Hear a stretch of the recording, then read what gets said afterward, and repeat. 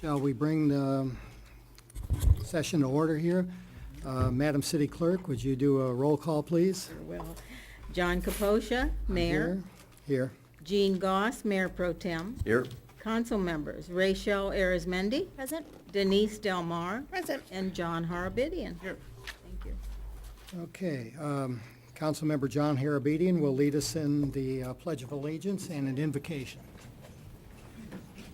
Right hand over your heart, ready, begin. I pledge allegiance to the flag of the United States of America and to the republic for which it stands, one nation, under God, indivisible, with liberty and justice for all. In honor of Memorial Day, I have a Memorial Day prayer that I'd like to read. Heavenly Father, on this Memorial Day, we pray for those who courageously laid down their lives for the cause of freedom. May the examples of their sacrifice inspire in us the selfless love of your Son, our Lord Jesus Christ. Bless the families of our fallen troops and fill their homes and their lives with your strength and peace. In union with people of goodwill of every nation, embolden us to answer the call to work for peace and justice, and thus seek an end to violence and conflict around the globe. We ask this through Christ our Lord. Amen. Amen. Amen. Okay, thank you. Okay.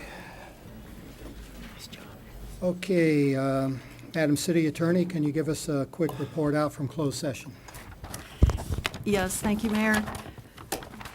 The council met in closed session with its labor negotiator to get a briefing on the status of negotiations with the Police Association. Direction was provided to the labor negotiator. The council also met in closed session with the city attorney to discuss and get a briefing on a matter of pending litigation. Direction was provided, but no action was taken. And the final matter on closed session agenda will be reviewed if there's time after the open session. There wasn't time. Okay, thank you. Okay, next on the agenda is the approval of the agenda. Does anybody have any changes or? I'll move to approve as presented. I'll second. Okay, all in favor? Aye. Okay, unanimous. Okay, approval of minutes. Any comments on the minutes?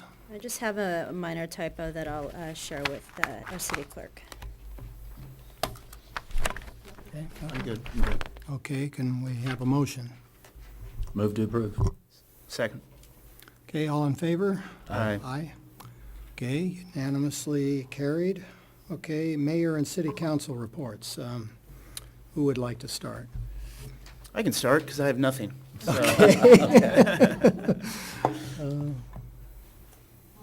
Yeah,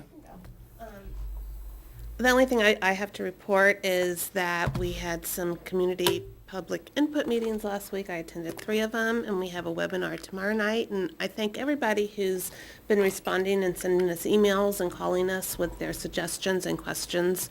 It's really nice to hear from a broad span of our people.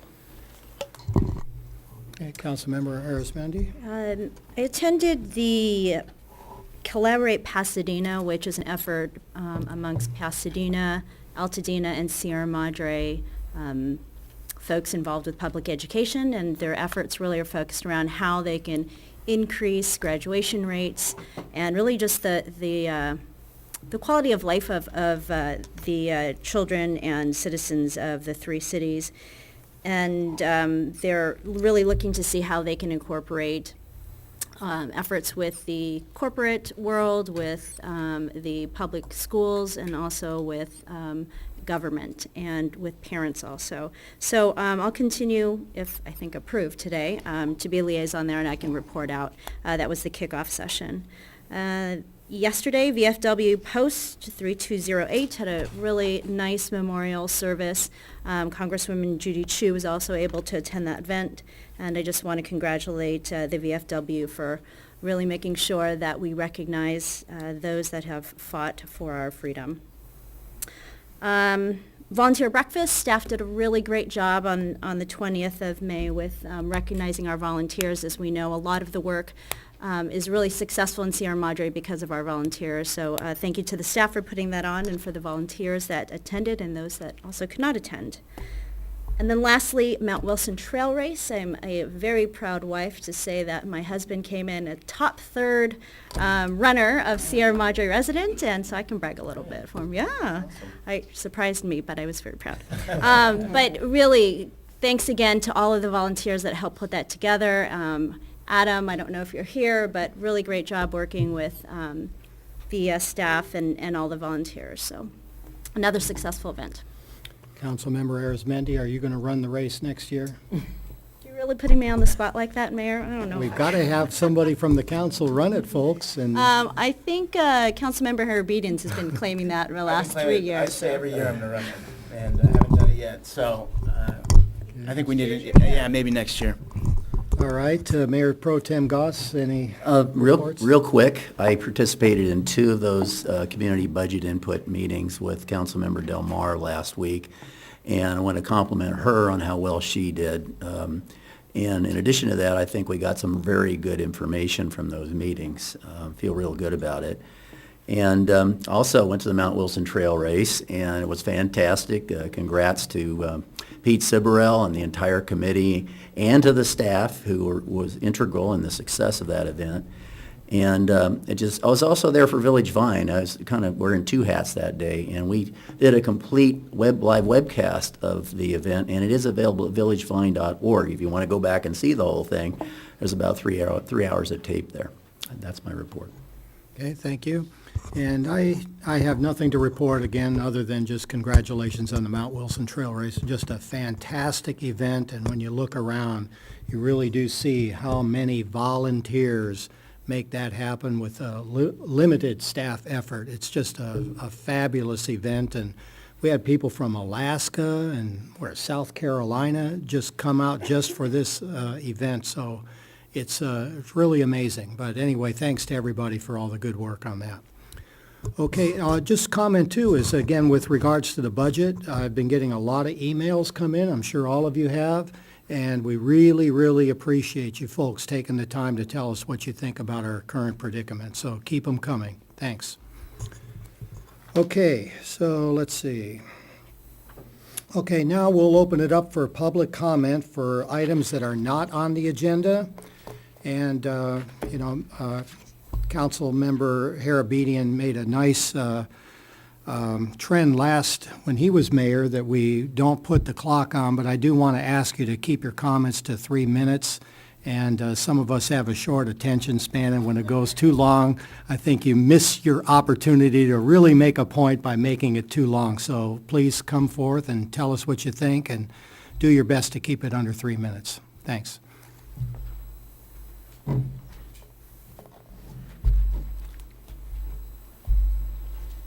Hi, I'm Rich Proctor, a library trustee. I'm very excited to share a wonderful event that's about to come to Sierra Madre, and that is the Read to the Rhythm program at the Sierra Madre Public Library. It's our summer reading program. I just got the brochure here. It's 3 months of solid fun for children, for teens, and for adults. And I just want to read like 2 or 3 items here, just to show you the kind of fun we're going to be having there. There's going to be Mr. Twister, an expert balloon twister, who's going to, everybody who comes will get a balloon. There's an anime program for people grades 5 through 12 interested in that. There are salsa dancing lessons. There's a stuffed animal sleepover and a stuffed animal breakfast.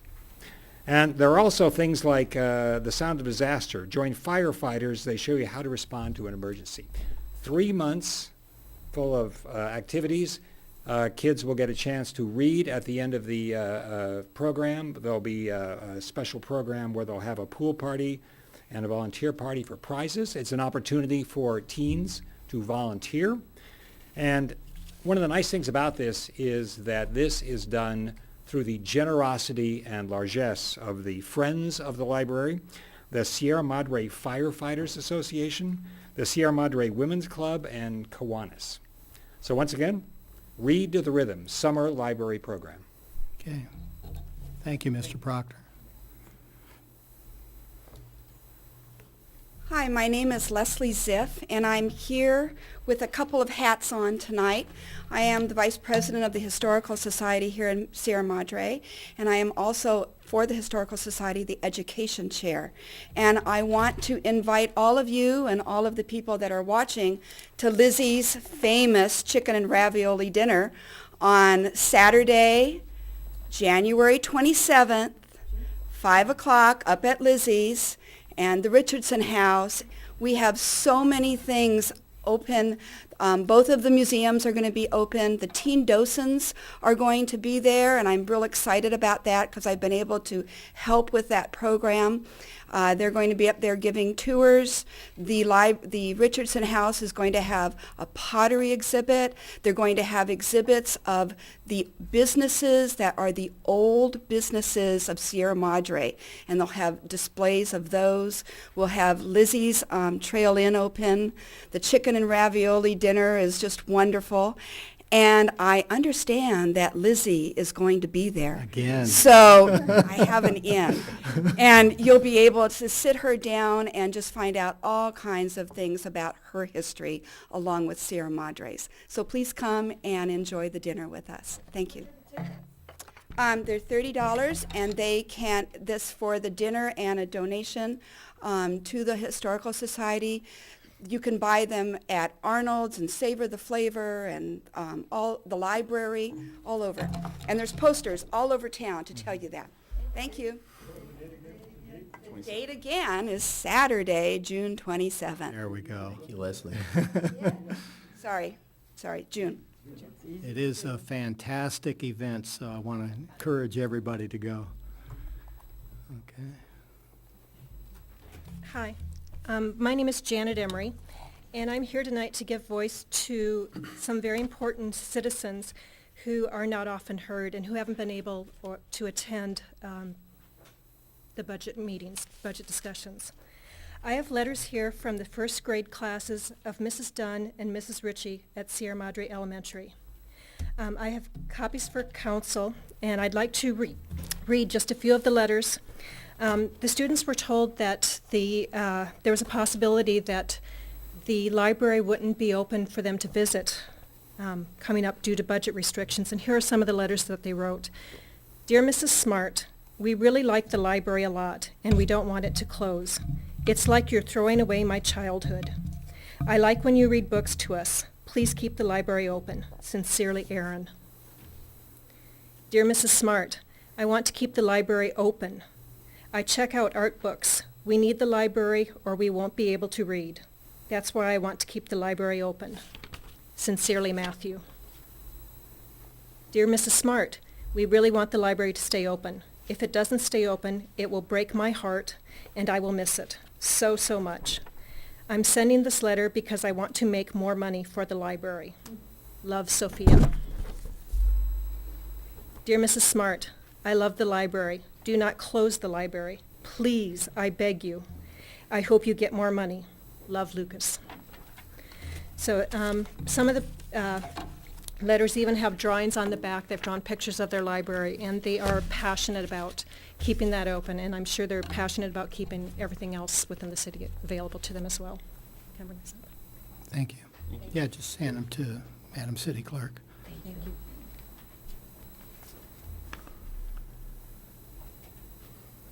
Okay, anybody else? Okay, I'll close the comment period and bring it back to the council. Okay, next is the consent calendar. Madam City Manager? Mayor, members of the council, nothing was pulled from the consent calendar this evening. Item 1A is adoption of Resolution 1526, approving our demands. 1B is the extension of a planning contract with Pacific Mutual Consultants for an additional $40,000. 1C is, and I'd like to mention, just especially since budget is on the calendar, this is reimbursed by developers, so there's no net cost to the city for this contract. Can I ask a question on that? No? Sure. When you say it will be or can be reimbursed, according to the staff report, I think it said can be. This one will be. Okay, this 40,000? This 40,000 will be. Okay, thank you. At 1C is the City Council's appointment to Collaborate Pasadena Leadership Council, appointing Councilmember Arizmendi as the city's participant on that council. 1D is the City Hall landscaping project update.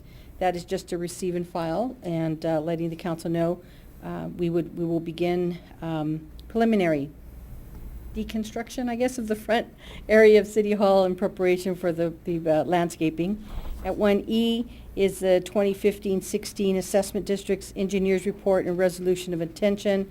There's a typographical error. The public hearing, this is authorizing assessment proceedings for Districts 3, 5, CFD number 1, and the 2 sewer districts for fiscal year 15-16.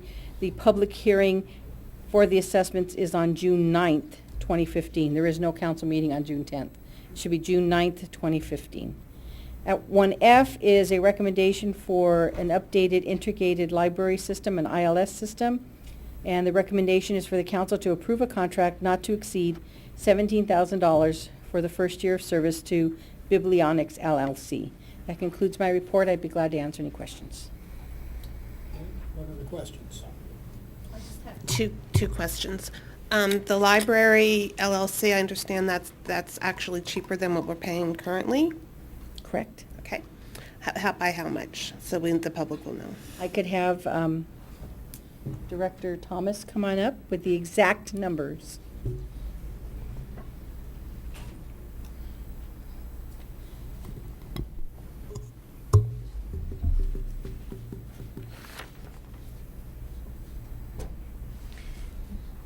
The annual maintenance cost for our current system is $25,000 annually. However, the problem with that is that we are at the end of the life of the server. The server is supposed to last 3 to 5 years. We're on our 6th year, so we have to do something. But to replace the server is to replace the server and to continue the maintenance cost for an old 2003 system is $43,000 the first year out. So if we go with Biblionics, we actually have half the cost. Which is very good. Thank you. Which is good savings. We appreciate that. And my second question was regarding the consultant for the One Carter. Reading the proposal, it looks like the consultant does other work other than the One Carter, or are they strictly for One Carter? They are primarily for One Carter. There may be some other minor work that they would be retained for, but they are primarily for One Carter. And so that other work would go back to the other staff once that person leaves? Correct. Okay, thank you. Other questions? Just to follow on to that question, though, so is the whole $40,000 recoverable? I don't know exactly. I would say at least $38,000 would be, for Okay. example. Most of it will be recoverable.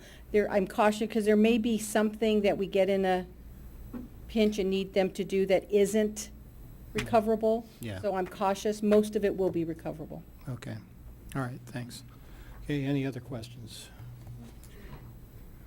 Okay, I'll open it up for public comment at this time. Any comments on the consent calendar?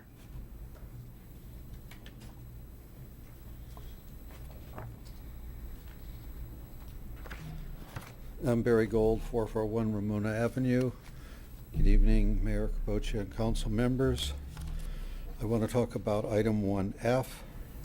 I do believe that passing this recommendation is a good thing. We'll save a lot of money, and it's a better system. My only question is that you have in the budget item later in the evening, one of the cost savings proposals is that the library be subcontracted out to LSSI. And if you were to do that, and I must say I don't think that should be done, but if you were to do that, they would put in their own system, and the one that you are going to agree to now for 17,000 wouldn't be necessary. So again, I think this new system is a better idea than subcontracting out, but do you need to put something in this ordinance to say that if you end up subcontracting out later this evening, or in another month when you approve your budget and the savings, do you need to put something in this ordinance to say then you won't go ahead with the $17,000 item? Thank you. Okay, thanks. Any other comments on the consent calendar? Okay, bring it back. Madam City Manager, if we were to contract out the library, it's still economical to proceed? I think that's really the question. And, when do we incur the costs for the current situation? And when, if we were to contract out the library, I mean, conceivably, we're not going to decide that for, when would we decide something like that? I mean, I don't think we're here to do that Still would tonight. be economical to proceed, and again, Director Thomas can come down and give you if you want the longer answer than that. Yeah, I think it's good to, I think it's a very good question, and we should answer it. So the question is, if we go ahead and approve the new ILS system, what happens if council decides to contract out the library 1 month, 6 months, or whatever from now? That's a good way to put it. All right, so my answer to that question is it's still a cost savings measure. If we continue where we are, we're going to spend $25,000 and we run the risk of having the server crash or paying $43,000 to get a new server to hold us over for 1 month or 6 months or whenever this decision is going to be made. And we'd be locked into an old system. With the 17,000 or probably less, we'll be able to get on board with a new system for whatever length of time. In fact, we've already, with the help of Jill Schofield, uploaded our data in a test site. So we're already manipulating it and looking at it, and it's very easy to use. Right now, we have more staff, a few more people to use and manipulate the system. So it ends up being a cost savings measure either way. And I don't think you can contract out in a month or 2 months because Well, I don't think we are. it's there's a lot involved with that. Yeah. It's risky and it's costly to stay where we are. When is our payment due on the current system? Do we make those payments monthly or annually, or? The payment is July 1. It's a fiscal year contract. Well, that's a no-brainer then. Right. If it's July 1, we should spend the lesser amount now to avoid the bigger payment in July. I mean, that alone would justify it, right? That's correct. Well, then, okay. All right, we'll vote on it. Okay, thank you, Director Thomas. Okay, any other questions or comments on the consent calendar before we take a vote? Okay, would somebody like to make a motion Move to approve the consent calendar, with the change, the correction that city manager made? June 9 on. Yeah, letter June D. 9th, yeah. I'll second. All in favor? Aye. Aye. None opposed? It carries unanimously. Okay, number 2 on the agenda, budget reduction alternatives. Okay, Madam City Manager? You have a short PowerPoint presentation primarily to assist folks in the audience and people watching from home to follow along with us this evening. At your May 12th council meeting, the council directed staff to return with 2 things this evening. One of them was to look at alternative budget reduction options by department. The other thing was to come back with information regarding contracting city services. Regarding the alternative budget reductions by department, the council requested this information because, as you're aware, we're projecting for the new fiscal year starting July 1 a deficit of $762,000 followed by a deficit in fiscal year 16-17 of $1 million if no changes are made to what's currently projected. Staff did provide, and we'll go through them in a moment, the most important part of the staff report are the detailed pages that are attached to it. The staff report in my presentation really gives a summary of the cost reduction options that each department came up with, but the details regarding what services are retained and what service level reductions, what services are gone, what the staffing changes are, is actually in the detailed documents that are attached.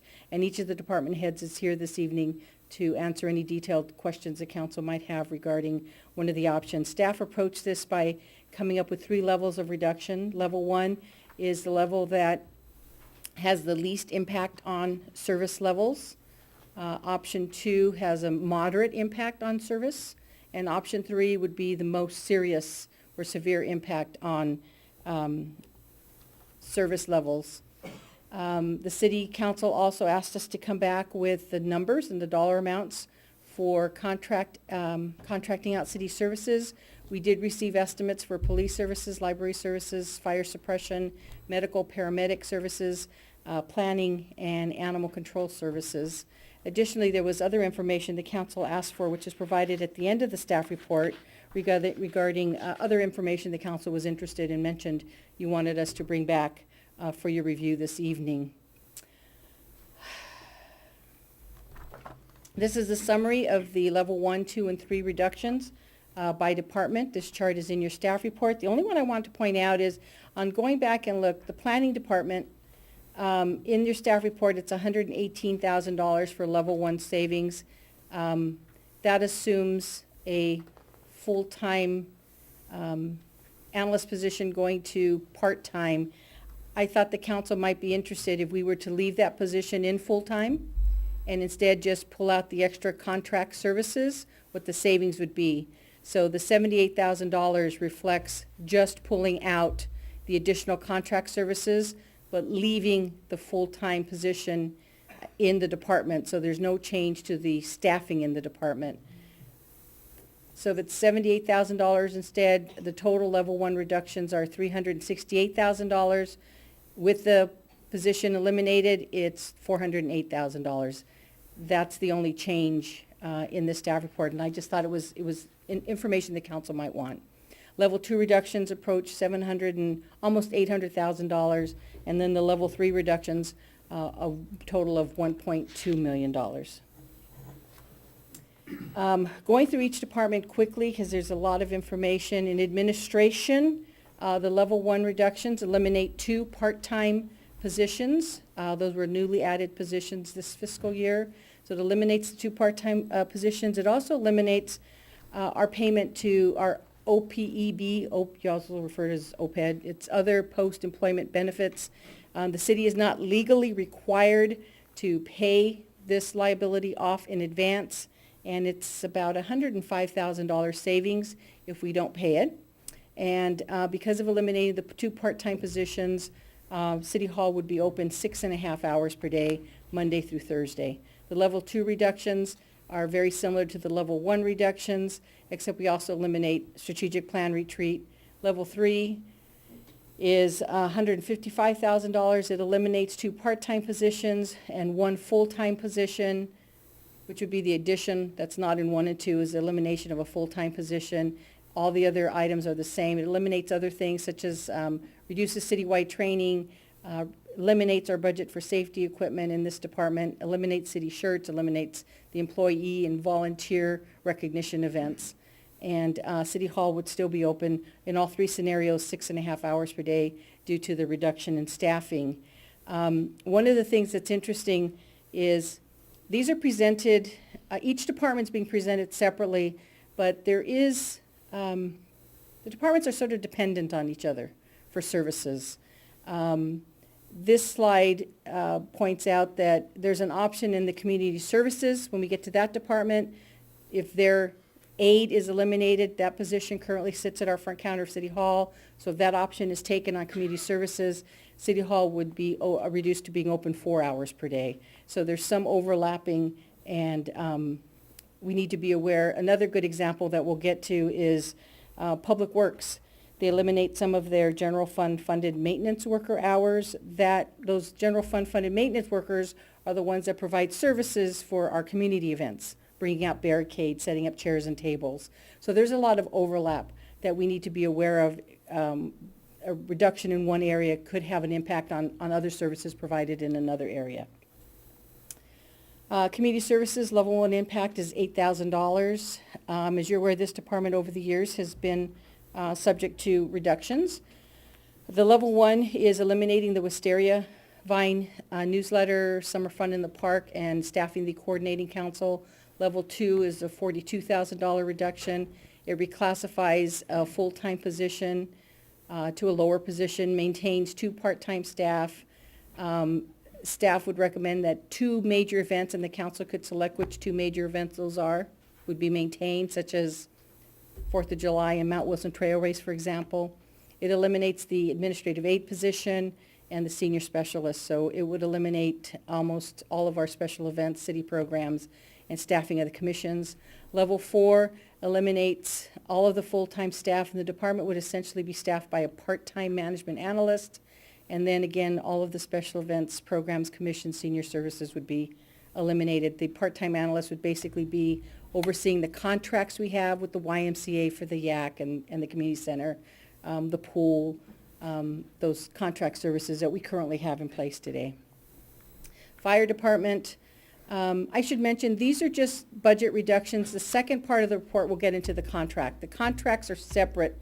Contracting a service is separate from what I'm going through now, just for clarification.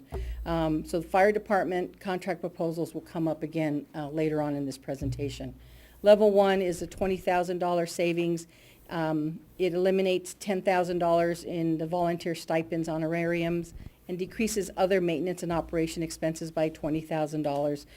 The reason it adds to $30,000, but we only take 20, is the budget is prepared, already eliminates that $10,000 for honorariums, as you may recall. Level 2 at $75,000 savings, eliminates 1 full-time captain position and backfills it with 2 part-time positions, and still eliminates the stipends and the maintenance and operations. Level 3 eliminates a full-time position, backfills it with 2 part-time. It increases the number of volunteer firefighters, and it eliminates our paramedic program. We would go from advanced ALS, advanced life support, revert back to basic life support services. And it also eliminates the $10,000 in honorariums and the maintenance and operation expenses by $20,000.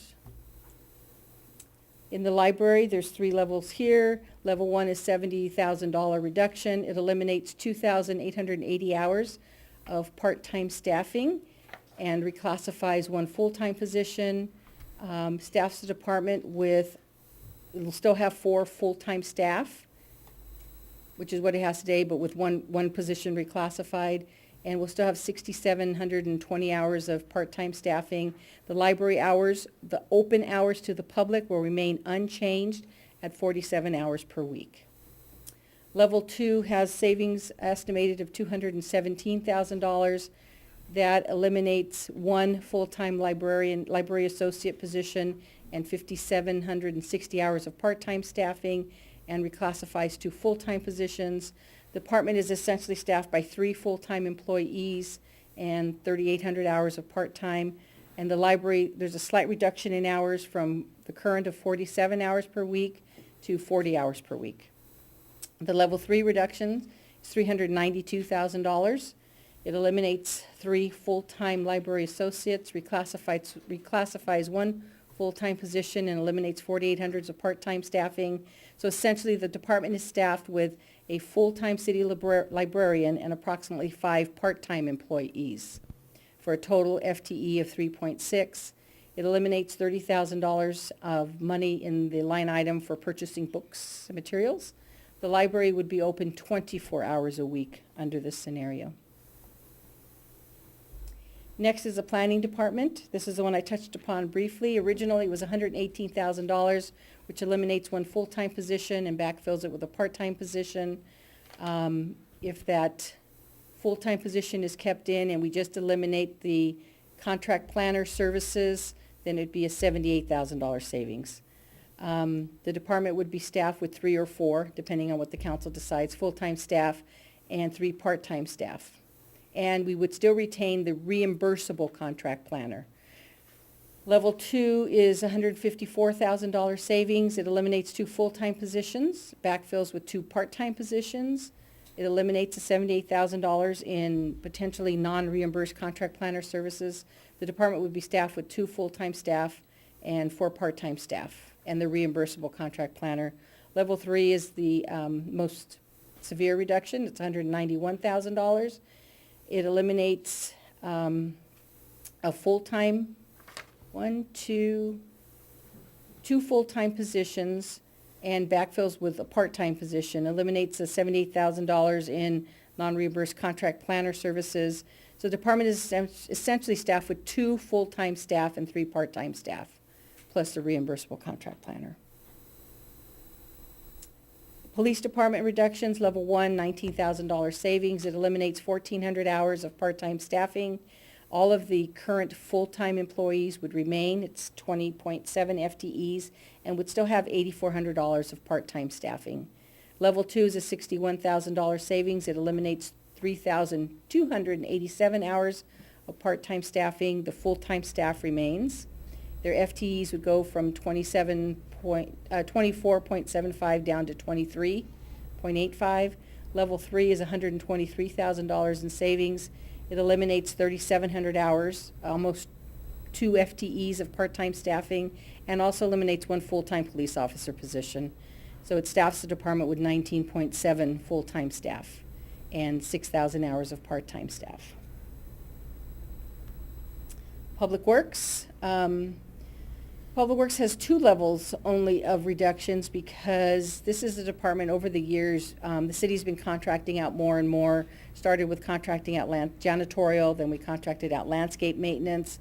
So most of the general fund functions in this department have already been contracted out, but we still came up with savings of $51,500 in level 1. And essentially what it does is it reallocates the general fund salary portion of 2 maintenance workers to the sewer fund. With that funding allocated that way, 2 of our 6 staff members would only be limited to 100% sewer work. So that means they couldn't do the general fund, the special events, the things that fall in the general fund. Level 2 is $112,000 savings, and it reallocates the general fund salary portion of the 2 maintenance workers to the sewer fund and eliminates 1 FTE maintenance worker. Eliminating that 1 person, they're only 25% funded by the general fund. That's why the savings is only $112. The other 75% of that position is in other funds, water and sewer. So the service level would be reduced in those other funds also. They're really just down to very little staffing in the general fund as it is. And also estimates reducing landscape maintenance by $10,000. We would achieve this by either asking our landscape maintenance company to reduce maintenance or by possibly going out to bid again to see if we can shave a little bit off of that contract. If there aren't any questions on that, I'll go through the contracting. Sorry. Sure. Madam City Manager, one question on the level 2 for the police department cost savings.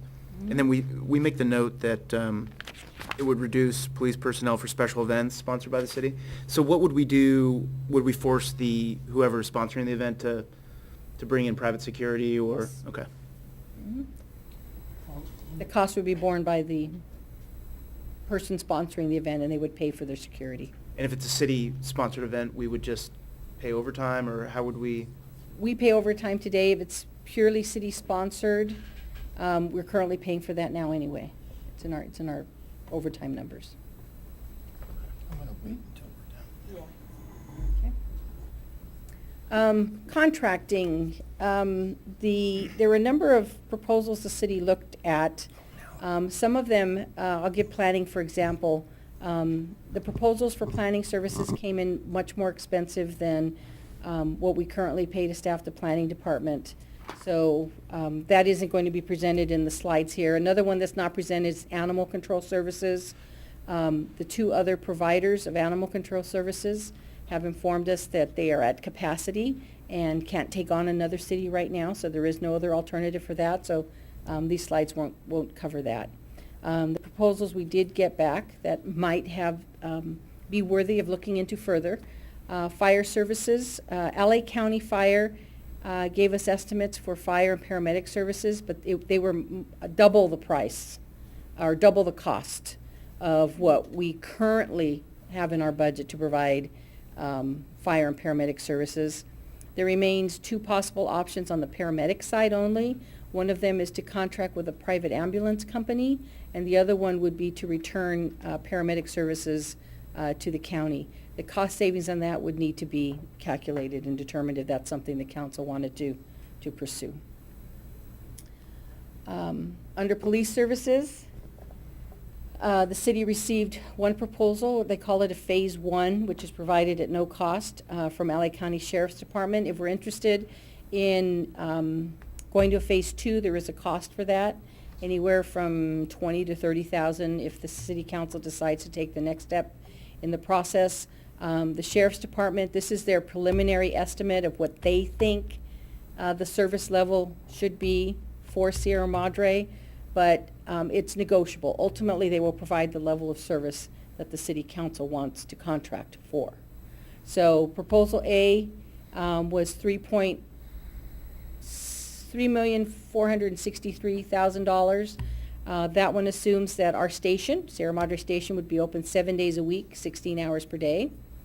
Proposal B assumed that our station is open 7 days a week, 24 hours a day.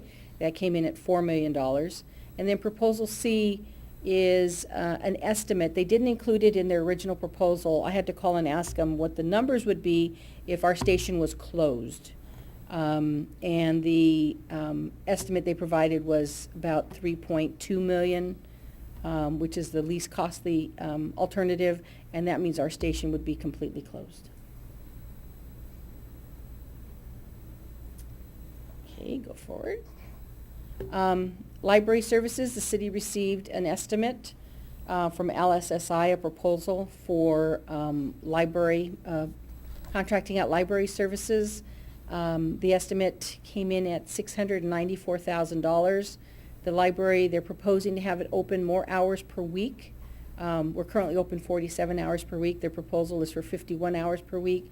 And it staffs the library with approximately 7 to 9 FTEs. The majority is with part-time. They achieve their cost savings by using a lot of part-time employees. The other items the council asked us to look into were furloughs. Staff included information in the staff report, the approximate general fund savings from furloughing an employee, general fund funded employee, 1 day a week out of a 2-week payroll period is about $17,000. Most general fund employees can't be furloughed, police, fire, public works, because they're needed to be here for patrolling and servicing the community. The other concern with furloughing employees, there's other ones listed in the report, but the most probably serious one is the weeks that an exempt employee, meaning an employee who doesn't qualify for overtime, their salary, the weeks that exempt employees are furloughed, they lose their exempt status, and if they work over time, they would have to be paid time and a half. They lose their exempt status. The other one, I mentioned it's earlier in the staff report, but the delayed implementation of previous financial directive from the council. I wanted this one to have a second, just to make sure we highlighted it. The administrative services reduction included that $105,000 savings from not paying our OPED. And as you're aware, there's no legal obligation to fund it. It just has been a previous council directive to get ahead of that financially. And then the last item the council asked us to at least preliminarily look at, there is the opportunity for increased fines or fees. Quick review of the planning department. Most of their fees are not at full cost recovery. There's also the fee that's assessed for building permits. We're using building valuations that are probably 5 years old. We could update those building valuations, construction costs, and bring in a bit more revenue on the building department side, and a rough estimate is a minimum of $25,000 to $50,000 additionally in revenues. And then there's other items that the previous councils have discussed, and I put them on the list. Increasing cost for parking citations, or overnight parking permits, permits to park in city parking lots overnight, those are opportunities. And the last one that the council's talked about once or twice in the past is a response fee for paramedic calls. As you're aware, the city can only bill, currently only bills when a person is transported to the hospital. Some cities actually, because there are financial issues, are looking at implementing a response fee, a minor amount. I've seen anything from $50 to $75 is all for every time the paramedics are called to an address, but they don't end up transporting the individual.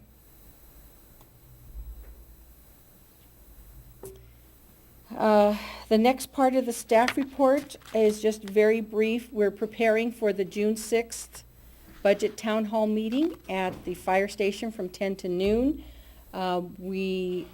Staff has been working with council members Arizmendi and Delmar to plan the event. The general overview of the event will be 6 tables or booths. Each one presents a different bit of information as the individual goes from one booth or table to the next. They will get their passport stamped, and when they get to booths 5 and 6, those are the ones where we're actually in booth 5, for example, residents will be asked to balance the budget. And for example, we could provide the cost-saving alternatives that were included in tonight's staff report as possible cost reductions, and ask the residents to, where would you find $1 million in savings? Here's all the possible options. Which would you pick to find whatever number, 760 or $1 million, whichever number is the council would like us to use. And then the last table will be, after they've gone through that exercise, to get some information on revenue options and what residents might or might not. They might get to that table and decide, no revenue options, I'm fine with just cutting. And that's where we'll get that, we'll get information, and they will actually leave ballots or surveys in boxes that will collect the day of the event, tally it all up together, and have it back to the council at your very next council meeting. It's a really short turnaround time, but we want to turn it around really quickly so the council can have some detailed conversations your first meeting in June. And then participants who complete all 6 booths are going to be eligible for some neat stuff. That ends the presentation, and staff would be glad to answer any questions you might have. I'll start. One question. Madam City Manager, on the fees, we had estimated $25,000 to $50,000. If we went to full cost recovery in the planning department, do we think, though, it could be, if we institute it across the board, full cost recovery, we think it could be higher than $50,000?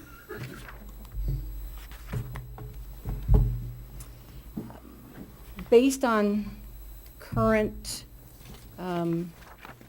activity, yes, could be higher than 50. I'm a little cautious because you don't know what the development activity is going to be in the new year, but based on current activity, yes, could be higher. Okay, what other questions? I have 2 questions. Could you kind of quickly explain to us and the public how it's monitored with the staffing? So you say that the 2 folks that we used to have in the general plan are now going back to the sewer, so they can't do the general fund work. How is that monitored and captured? It is monitored and captured by how they actually clock in when they come to work. And it's monitored and captured by the supervisors. We watch very carefully that the water-funded folks are doing water stuff and the sewer-funded folks, and it's how they clock in and clock out. So there's a on our different department? electronic- Yes. Okay. We have electronic timekeeping. And my second question is regarding if the police are not able to staff the special events and the community would have to hire private security guards, would they also be able to use volunteers? Or is that a liability for the city? It depends on the event. Some events, volunteers would be appropriate, and some events they wouldn't be. And it would depend what the mix is to volunteers to paid security. So like if you have It to all depends. barricade the roads, then we would need to have some sort of security there? If you barricade roads, we need to have people know that the security is trained in staffing barricades. Okay, thank you. Questions? Mayor Pro Tem? Well, I've bunches of them, actually. I'd like to start with this. I've heard from a few people who are wondering why we don't see larger cuts in 1, 2, and 3 level services in the police department, given the fact that they're such a large percentage of the general fund. Because so much of their budget is staffing related, and there's a minimum number of sworn police officers you need on duty to cover 24/7. And so, as it is, their level 3 gives up a sworn officer. When you get to too few sworn officers patrolling, there's a minimum number we need for the community safety and public safety. Our overtime costs start running. So it wouldn't do us much good to say we can eliminate 3 or 4 full-time staff to get big budget reductions if our overtime budget's gonna quadruple. Because you have to have the staffing time. I'm assuming the community would not want, on Tuesday night between 9 and 9 PM and 9 AM, there's no police department. Can you explain to That's the not- community what you mean by staffing 24/7 in terms of daytime, nighttime? What do we have right now that adds up to what you're telling us? For instance, at 2 o'clock tonight, who do we have staffing our police department? We prefer, so that the criminals don't hear this, actually, I'm sorry, Councilman, we prefer not to let the criminals, it fluctuates. It can be anywhere from 2 to 5, depending on when it is. We have staff But 24/7. We have staff 24/7, a Right. minimum of 2 to 3, Right. 24/7. Okay.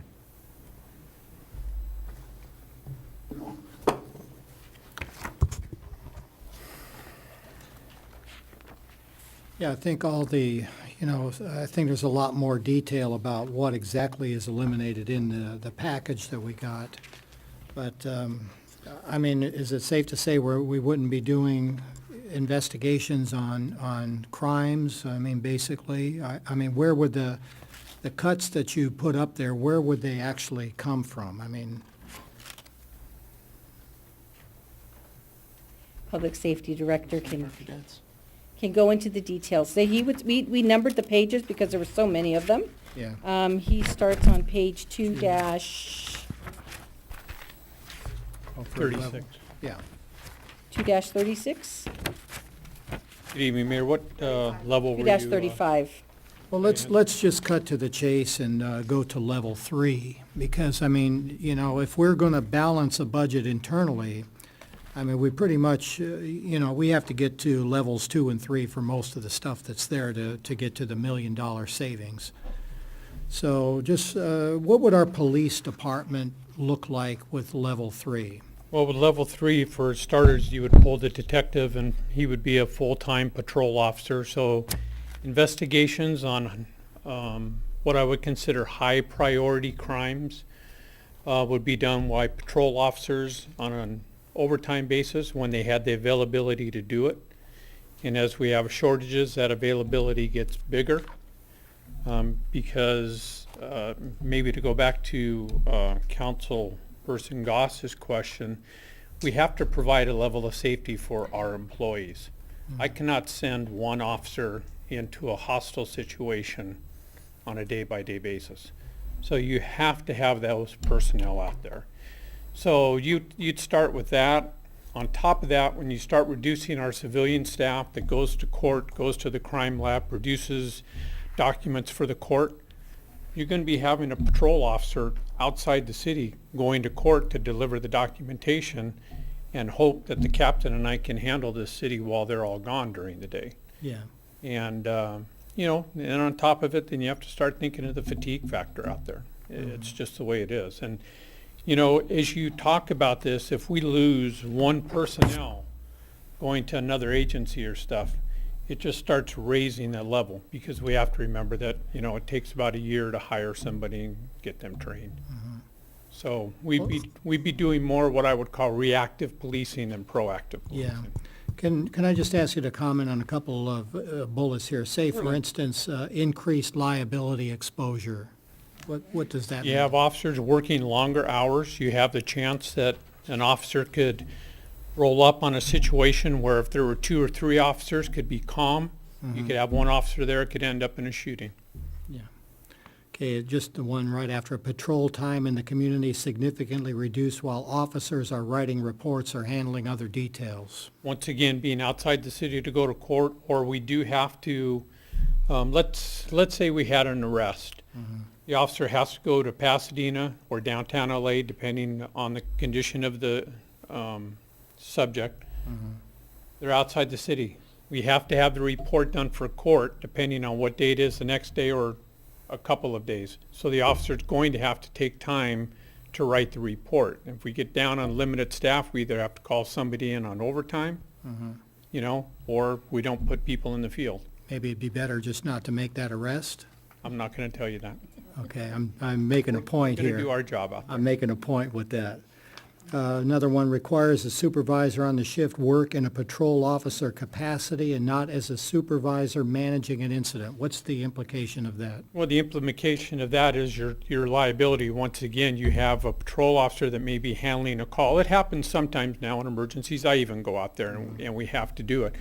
But when you look at a critical situation, if you don't have a manager out there watching what your subordinates are doing, and we get involved in a civil lawsuit down the road, that is going to be questioned why there wasn't management out there. Yeah, and also, wouldn't it be fair to say that without the supervisory oversight, that our professionalism of our police force degrades over time? You're really not able to provide the proper instruction and mentorship that a young officer needs. That's a correct statement, sir. Thank you. Okay. All right, any other questions for our Public Safety Director? I had a question follow-up. I don't know who to ask it to. Goes to the contracting proposal from the Sheriff's Department. I see that we would have a point person that we would be dealing with the Sheriff's Department. He's identified as, or she identified as a special assignment lieutenant out of the Temple City Station. Correct. A lieutenant is fairly low in the pecking order in the Los Angeles County Sheriff's Department, wouldn't you say? It's one step above the sergeant. Right. Why is it that we would be getting a lieutenant? Why wouldn't we have someone with more clout in case we had some kind of need for movement within the Sheriff's Department? You could ask for that type of service. It's going to cost It more. would cost more than what we have right now. Correct. Okay. Okay, go ahead. Question on the staffing figures too with the Sheriff's Department. So the 3 proposals, I mean, they do come in, 2 of them are lower than what we're paying now, 1 of them's higher. My questions are more towards the future years. So this is the first year, what you'd be paying. What kind of control do we have on costs over a 5 or 10-year period? The sheriffs on average, that's why the staff report mentions in the contracting options, you need to look at more than just the first year. Generally speaking, especially when you're talking about law enforcement, the first year is going to be more expensive than what we're paying now because you have to pay off all of the accumulated leave balances for the employees that are laid off. Your unemployment insurance is going to go up, et cetera. So the first year is generally more expensive.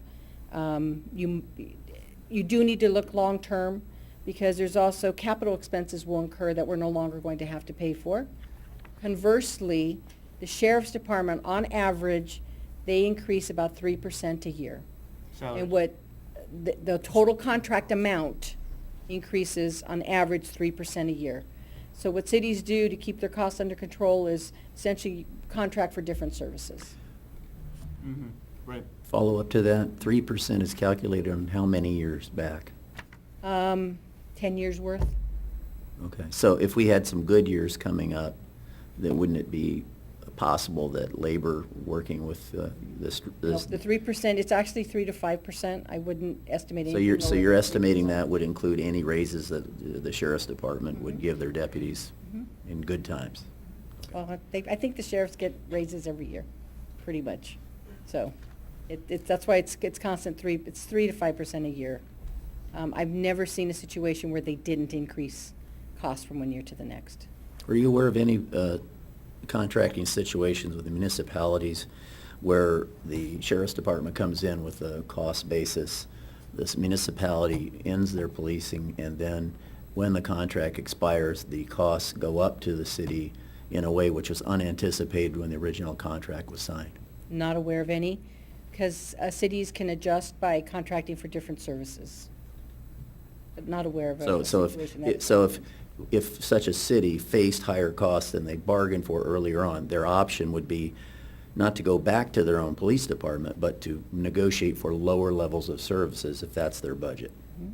Okay, I just want to make sure everyone's aware of that. Just to follow on to that, wasn't there a city that recently did that in the eastern San Gabriel Valley that, because of budget pressures, they just did reduce the level of services with the sheriff department? Yeah, I can speak for the city of San Dimas. They reduced one patrol deputy and got rid of their motor to reduce the costs, and they've had the sheriff's department for forever. Yeah, so that's a And they good finally went example of through that. and did that. And the city of Compton, just to answer Councilman Goss's question, is they tried to go back, they tried to save money to go back, and there was just not enough money to ever bring their own police department back. Yeah. So it would be fair to say that to contract out the police department would be more or less a permanent decision. Yes. I Very believe much it so. is, yeah. Just any other questions for our Public Safety Director while he's standing there? Okay. Thank you. Thanks.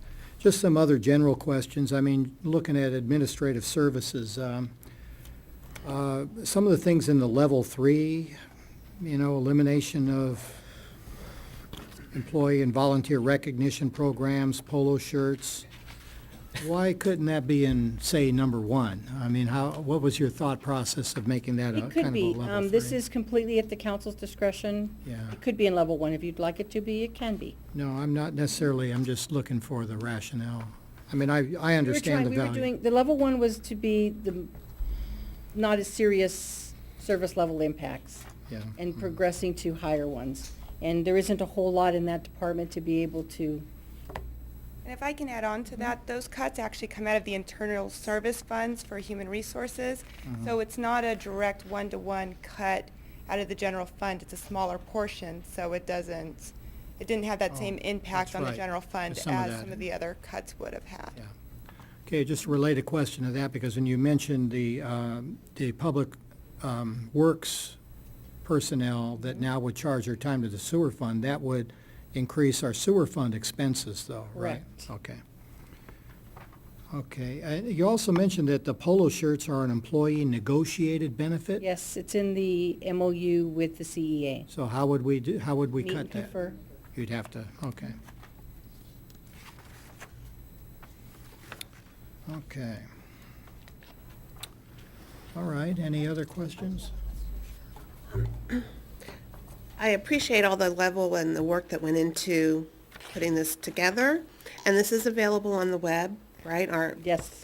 So this would be a good study guide for the people who will be coming to the September or the June 6th town hall to go through and see exactly what we're talking about with regard to the different level of services, correct? Correct. Thank you. Just one more question about the June 6th, and everybody has to go to every station. To be eligible for a prize, you have to balance the budget, though, don't you? Right? We haven't made that a prerequisite. I think yet, that but- should be. You do should not be. get You need to you do balance not get to put your hat in, card in the hat for a prize without balancing the budget. And can we have our assistant city manager maybe tell us what those prizes are that don't cost the city anything? Sure. We want to make sure that we know that.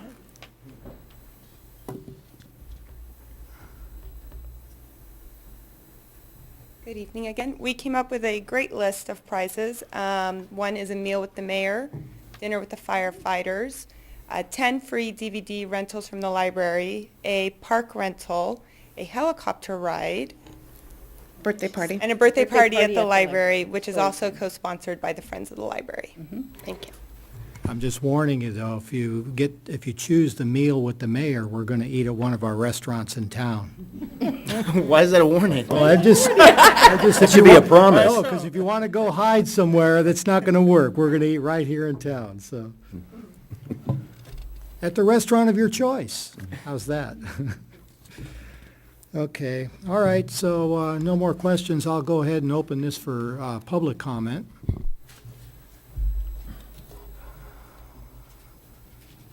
Yeah, please. Hi, once again, Rich Proctor, Library Trustee. I want to acknowledge you for taking on this unbelievably knotty task. It's really difficult, and we, the trustees of the library acknowledge that. I wanted to frame what I'm about to say with a little bit of history. In 1993, the citizens approved a 6% utility users tax. In 2008, they approved an increase from 6 to 12%, with an advisory measure requiring that proceeds be used for public safety. And a Citizens Oversight Committee was created to ensure that all the receipts from the UUT increase be restricted only to public safety. During the years of the UUT increase, the library budget has not increased. The library, did not receive any of the largesse of the increase from 6 to 12%. In fact, there's been a 30% reduction in staffing at the library since 2011. Now, I understand that there's going to be pain all around here. I just wanted to emphasize that when you look at this problem, that you first of all begin from a standpoint that the library is an essential part of why people come and why people stay in Sierra Madre. And our goal as library trustees is to look for ways to ensure the integrity of the library as a vibrant, valuable, and essential part of the community. And there was a discussion just a moment ago about if we go to a contracting situation with the police, then you're losing something essential. It's very, very difficult to get that back. And we sort of feel the same way about the library. There is something, one of the things that makes the library essential to the community is the idea that when you go in there, there is a friendly, professional staff who know people in the community, the people who go there. And in my own, let me take my own case here. There was a librarian who put a book in my daughter's hand when she was 6 years old, and she knew what book to put in my daughter's hand. Now my daughter is ready to go to the university. She's the superstar of the literary program at Mayfield Academy, and that made all the difference. And there is an essential difference between what we have now and a contract library, and I just want to emphasize that we need to hold on to that if we can. Okay? Thank you very much. Thank you.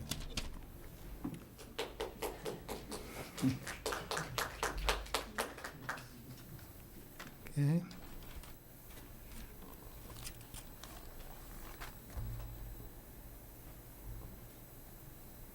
Good evening. My name is Enrique Gonzalez, Mayor Pro Mayor, City Council. I'm here to speak on behalf of the Sierra Madre Police Officers Association. You got to understand that in the contract, you guys are thinking or possibly having in the back of your mind that you guys want to go to the Sheriff's Department. Before you guys do that, I ask you guys to go out there to the contract cities and actually speak to the community, okay? Talk to the people, get their input on what the sheriffs provide. Mind you, the sheriffs is an excellent organization, okay? But you also get what you pay for. The lower amount of money that you pay, you're not going to get the amount of service, the right service for the community. As us, for our record, and the fire department, the paramedics, okay, our response time to emergency situations outdoes anything that the sheriffs have to offer, okay? In itself, we respond to everything for any type of service, and we're there immediately. The sheriffs, if you do contract with the sheriffs, you'll probably get 2 deputies here, and you will get a sergeant. The only thing about the sergeant is that the sergeant will be shared with Temple City. okay? Now you're down to 2 deputies. Again, like my chief answered, if we arrest somebody, we make the report here and we transfer to Pasadena or we take down to downtown LA.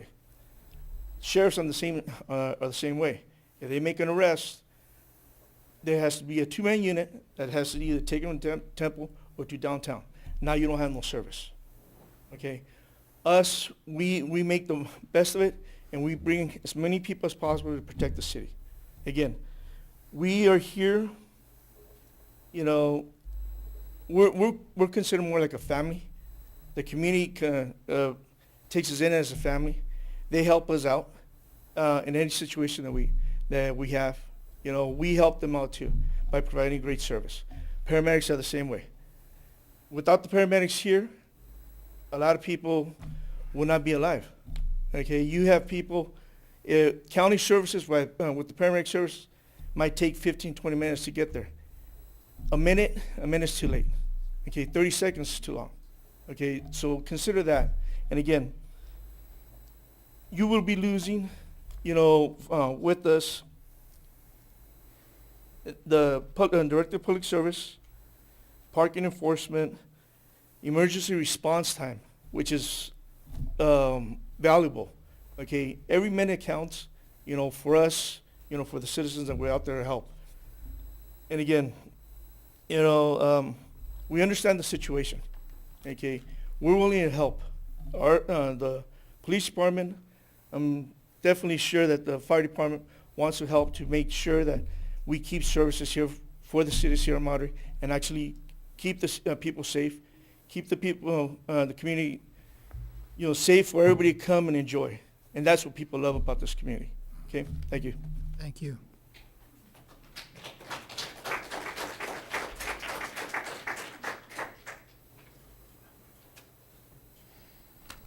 Hi, good evening. I had one question I'd like to ask. It's not a favor, it's more of a request from the community, and that is if you're going to put together a committee to make a decision about contracting out, I would hope that you would consider including representatives from each of the groups that were displayed up on the overhead a little while ago. So there's somebody from the planning committee and the trustees, as well as someone from the fire and the police department, so we can all have an active role in participating in making that decision. Let me clarify. Are you suggesting that somebody from planning would help evaluate like a library outsourcing? Or is that what you're referring to, somebody on the police I department just think if also? you're going to discuss outsourcing, bringing in and contracting, that those parties that are involved should be included in that. I mean, you put together commissions, and then if we don't participate in it, what's the value of having a commission? I absolutely agree with you, yeah. Thank you. Okay. Okay. And what's your name, sir? Oh, my name's Barry Ziff, Oh, thank you, Barry. and I'm a trustee, Yes, you are. naturally. Okay, thank you. Thank you.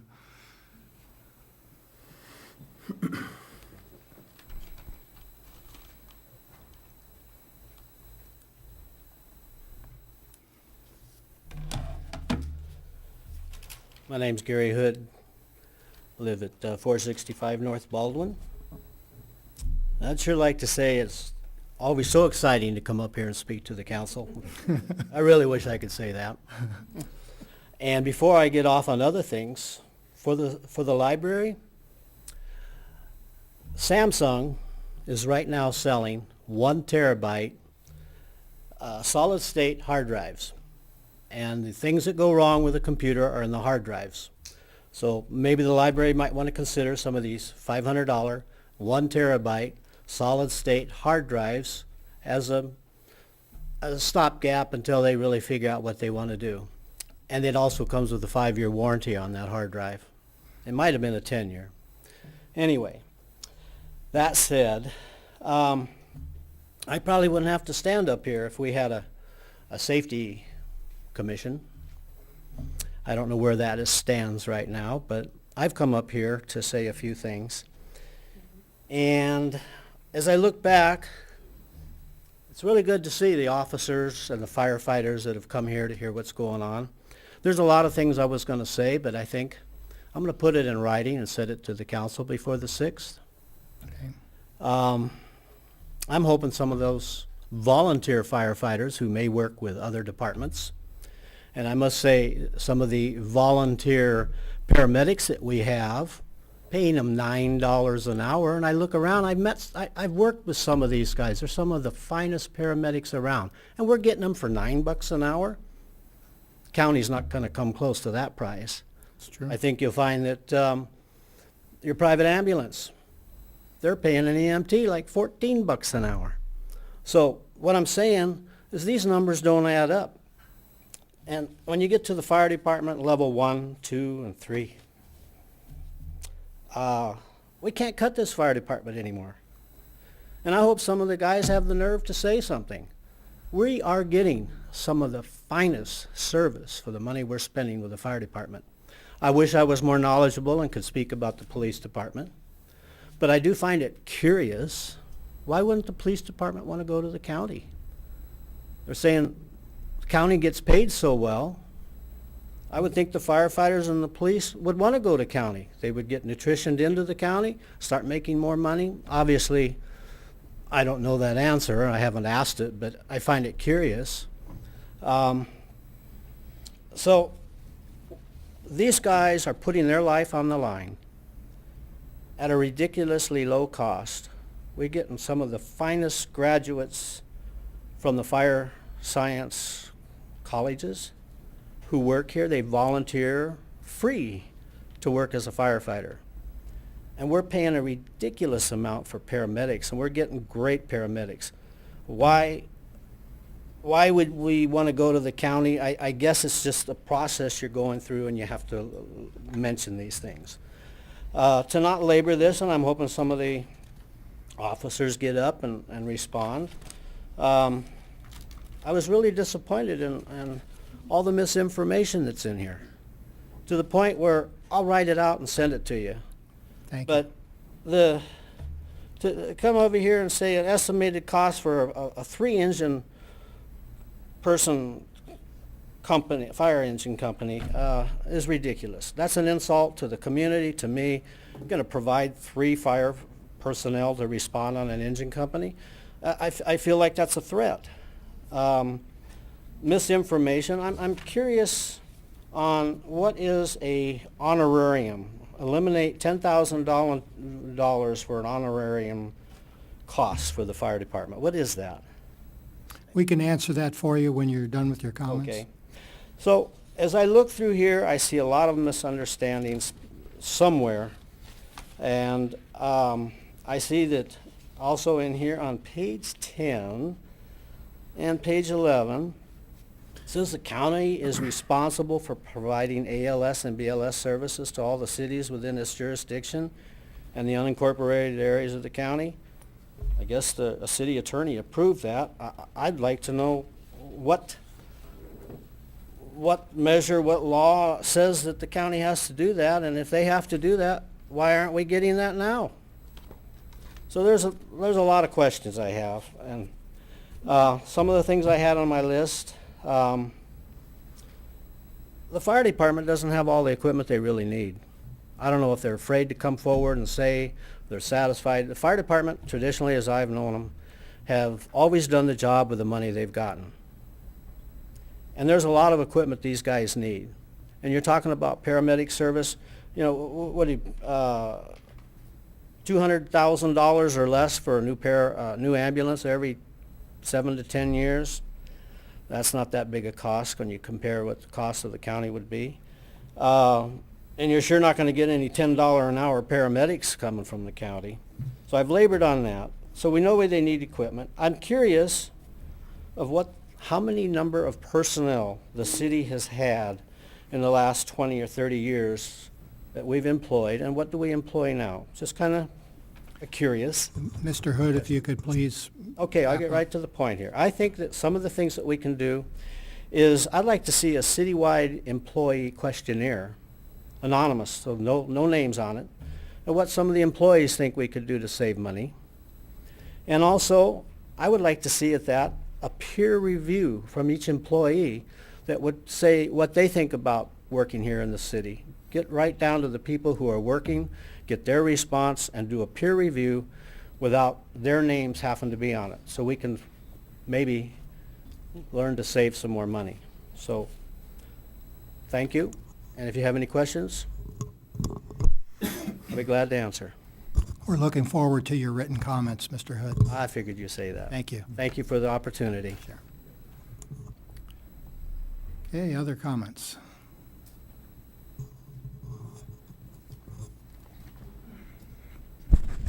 Good evening. Marilyn Diaz, Toyon Road. It's a pleasure to talk to you. I just wanted to make a couple of comments about the proposed cuts. Since I retired from the police department, I've been working as a consultant for the International City Managers Association. Our job is to assess police departments in the western United States. We look at their budget, their staffing, their deployment, to try to find whether they're operating in an efficient manner. After having done that, and after having worked for the city of Sierra Madre, I can tell you that certainly in the police department, the PD is working at a bare bones level. They cannot continue to be efficient and take these cuts, level 1, 2, or 3. Secondly, the fire department. As you know, we are in an incredibly fortunate position to have largely a volunteer fire department and have a rapid and effective response from both police and fire. It's not just getting there fast, it's having an effective response when the officers, firefighters, or paramedics arrive. And I think you can look at a succession of incidents that underscore that level of success and achievement. Secondly, I concur with everything the library trustee, the gentleman, said back there. I want to support the library, and I believe in maintaining those resources. I feel the same about community services, the Huck Finn Day, the Mount Wilson Trail Race, many of the things that make Sierra Madre special and make it the reason why my husband and I chose to live here. The more I travel, the more work I do in other cities, the more I realize how unique Sierra Madre is. Now, perhaps one of the most underappreciated divisions of the city is public works.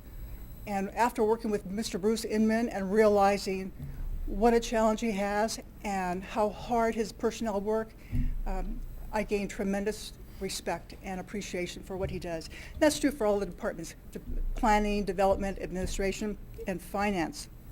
So I just want to say that I think that we need to try to pursue ways of bringing in revenue to the city, and that's been addressed at different presentations. But I also want to say that when council members Arizmendi and Del Mar came to one of the local community groups and made their presentation, a number of the people in our group expressed their willingness to pay a higher UUT tax. I am willing to do that to retain the services that make Sierra Madre unique. Thank you. Thank you.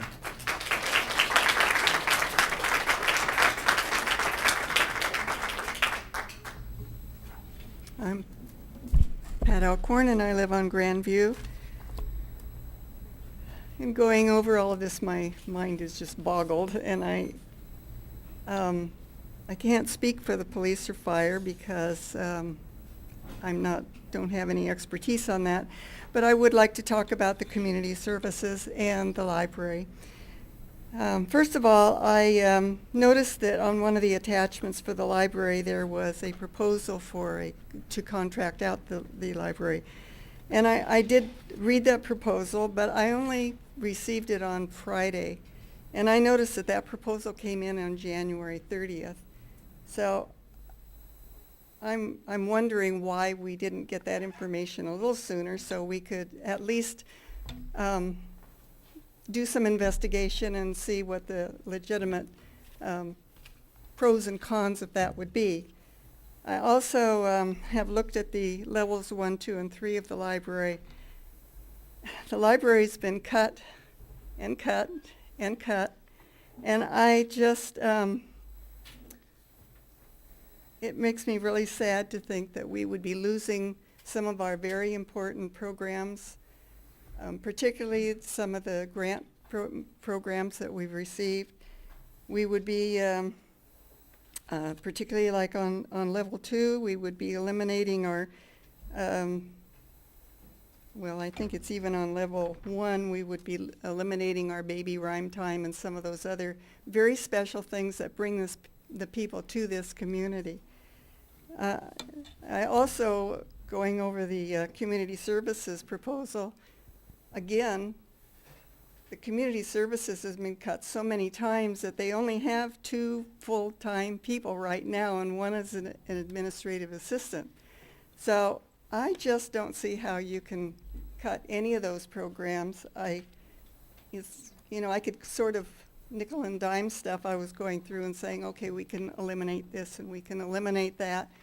But on the other hand, that would be just minimal for what we have in our city.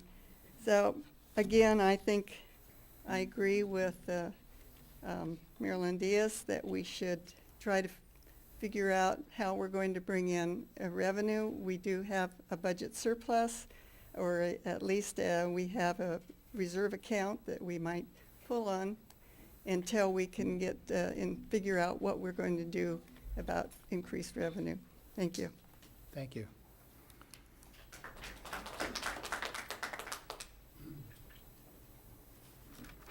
Debbie Bamberger, 241 Ramona. So we're looking to close a deficit of $762,000. What is the projected surplus this year? About 360. 360,000. And what was how does that figure compare with what you were projecting a year ago when this budget was passed? I'm sorry, might be better if you ask all your questions. So Yeah, we do with we'll answer them at the end. Okay. Yeah. Well, I'm wondering if we projected a $360,000 surplus Not at the, last I'll year. just answer that quickly. No, we did not. Okay, so we have it now, though, and we also have, I think it was $553,000 of unassigned funds in the general fund over and above the 50%, which we're having, and then the 1.2 million in restricted or committed funds. So it seems like that money is there and available for the rainy day that we seem to have come upon. No pun. I know we have no Rainy day, you But wish. anyway, it would cover this year. You know, I don't think we have we're dealing with this, in my opinion, we're dealing with this the wrong way. We don't have an expenditure problem. We have a revenue problem. The expenditures have been cut to the bone. You all know this. I know you do. You're agonizing over it. We have a revenue problem.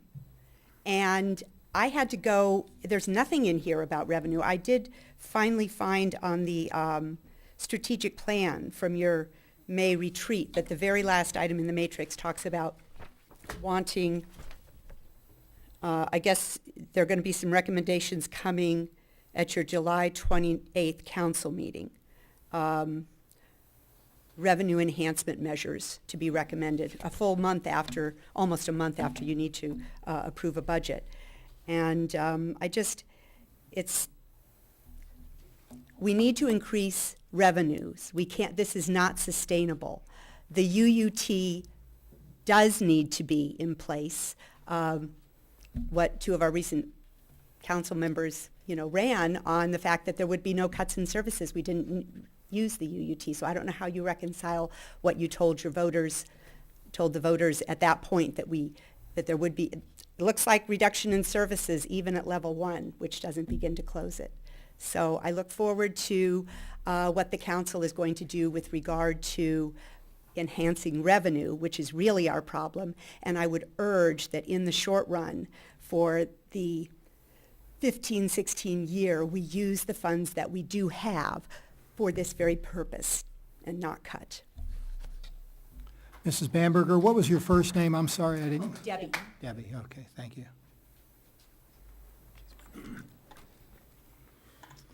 D. Alcorn on Grandview, Honorable Mayor and council members.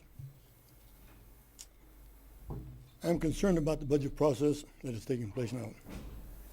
The budget shortfall has been known for some time.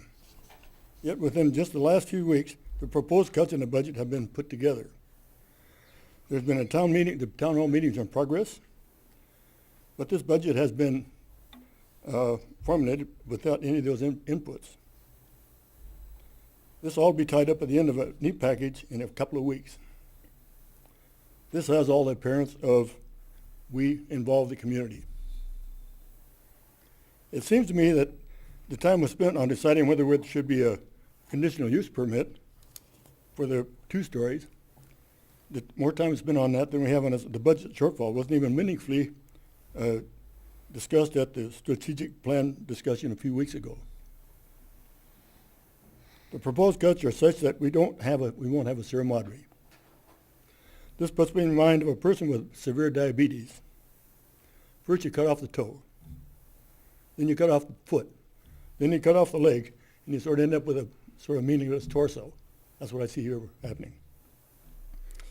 It is true that the previous attempt at a UUT increase was voted down by the people. There have been some things that were nullified their expectations, namely a decrease in the expected revenues from the UUT and some unfunded mandates from the state. I think some of those weren't expected.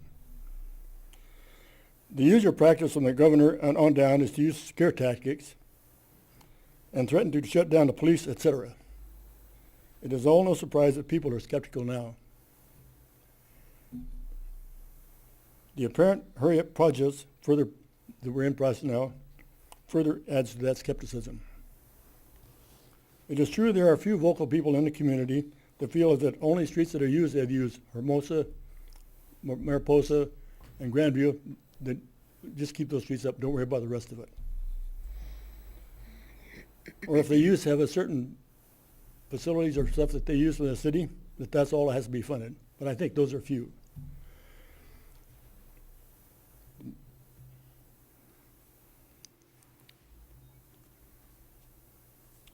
If people are properly given the facts without embellishment, they will respond. I think we're starting in a process to do that, but I think the timeline it bothers me. They truly want the Sierra Madre and will answer the call if they understand the state of the city finance.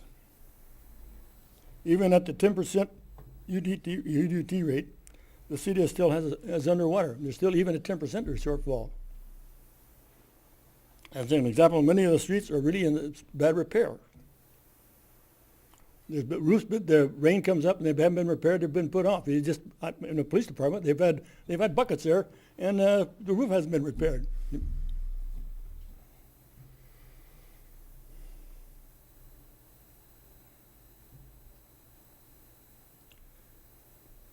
There's no city programs for the youth. It's given up to the YMCA for a fee. These are just some of the indicators of, to me, what's happening with the city. The list goes on. With the whole list that goes on. You're more aware of that than I am. If indeed we do want our Sierra Madre, I propose that we have an unrestricted 12% UUT that does not have a sunset date on it. The problem will not go unless we do something like this. We just nickel and dime. It's not going to work. We do it now, and pretty soon it's going to have the same problem again. Do not make the draconian cuts until there is a definitive declaration from the community. I think you need to slow down and do something more than just have this thing done, wrapped up in a couple of weeks. Thank you. Thank you, Mr. Alcorn.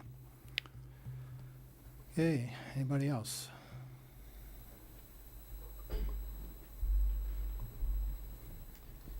Good evening, Mr. Mayor and members of the council. My name is John Panito.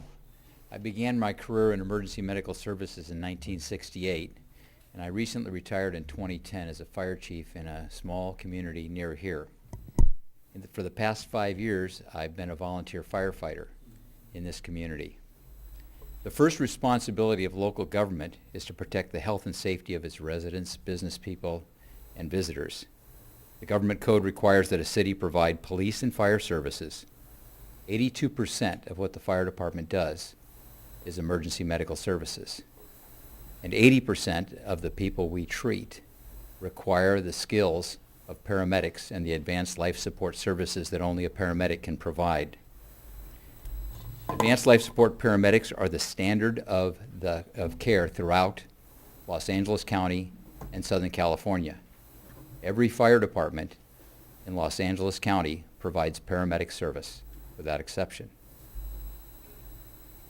No one provides paramedic service as cost effectively as your fire department. To pay a private company could cost considerably more. Just to staff their ambulance, a small fire department near here that has a pay scale only slightly above yours spends nearly $1 million just to staff the ambulance. You won't find a better deal than what you have now. The decisions available to you are to hire a private firm, relinquish all control over EMS and ambulance service to the Los Angeles County EMS agency and their private contractor who provides only basic life support. The EMS agency of the county does not provide advanced life support anywhere in this county. Or to continue to support your own fire department paramedics. This town is privileged to have the right to provide EMS to the community on your own terms. That is not the case in some nearby communities, and they are earnestly trying to regain local control after having relinquished it to the county some years ago. Emergency medical care is not the right place to cut service. Your residents, business people, and visitors deserve the same paramedic service that is the standard of care in every other community. Thank you for your efforts to preserve and protect the public safety and health of this community. Thank you.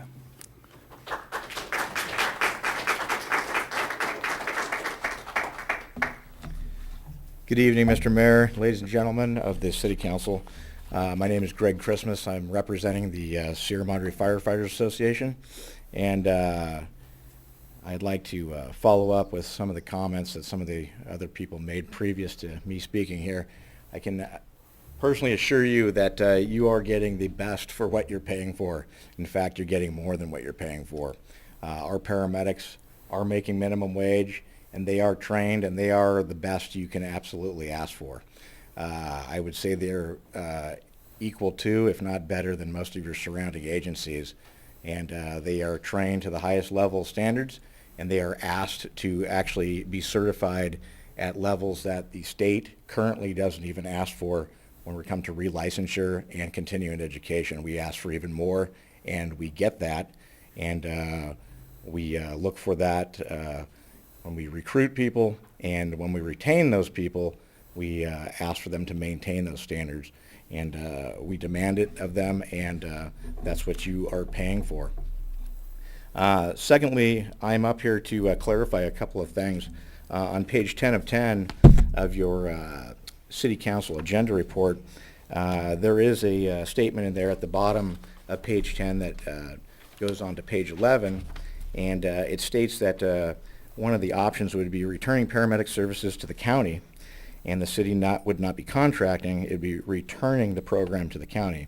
Well, there is no returning of advanced life support services to the county of Los Angeles. What you'd be doing is giving those up. It may be a different story if you contract out with a private provider. However, there are issues with that, and we can talk about those in great detail in another conversation. But I just want to clarify, you will not be retaining those services with the County of Los Angeles. Having spoken to the County of Los Angeles Chief of Ambulance Operations and multiple times, just to clarify this, if you were to give up our advanced life support program, we will not get it back. If we were to ask for it back, we would have to now go through an RFP program or RFP process through the County of Los Angeles, and we'd have to bid on our own paramedic services to get those back. If the county was to take over EMS, they're going to provide it at the lowest level, and that means they're going to provide transportation only. And we will also have to facilitate a means to get this transportation up here, where the fire department is still going to have to provide some level of services to go out, to go to the public, to respond to the call, and then notify that general ambulance to come up here and transport you. And that will be EMT services only. So I definitely want to caution you on that, because some of the codes they're a little ambiguous, and a lot of people mistake EMS with paramedic services. EMS is just what that states, emergency medical services, and they will provide it at the lowest level. That's all I have. Thank you for your time. Thank you, Captain.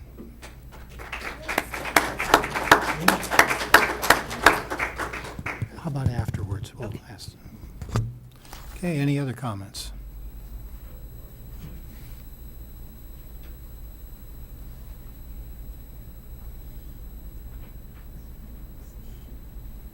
I just have a couple things I want to share. Ed Delcor, I'm a police officer for this city.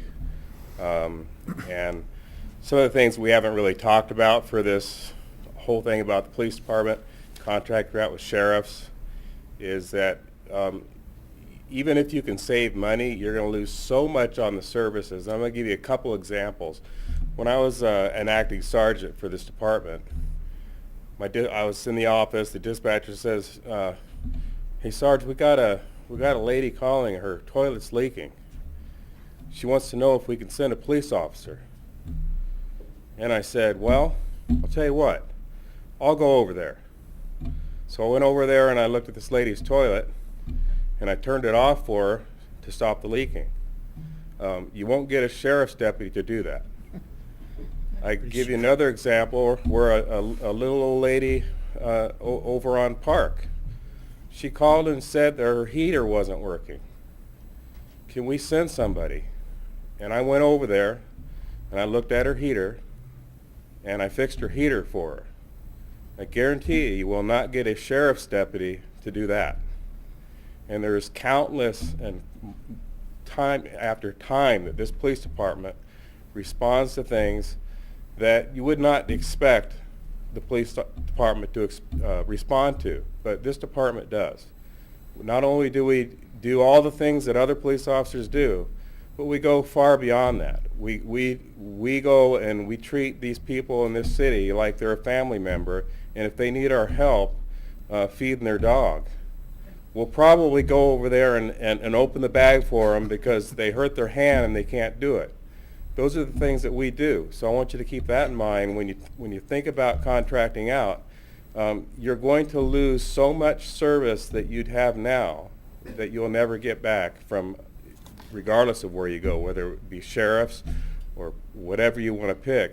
You're not going to get what you get now. Thank you. Thank you, Officer Delacroix. Okay, any other comments?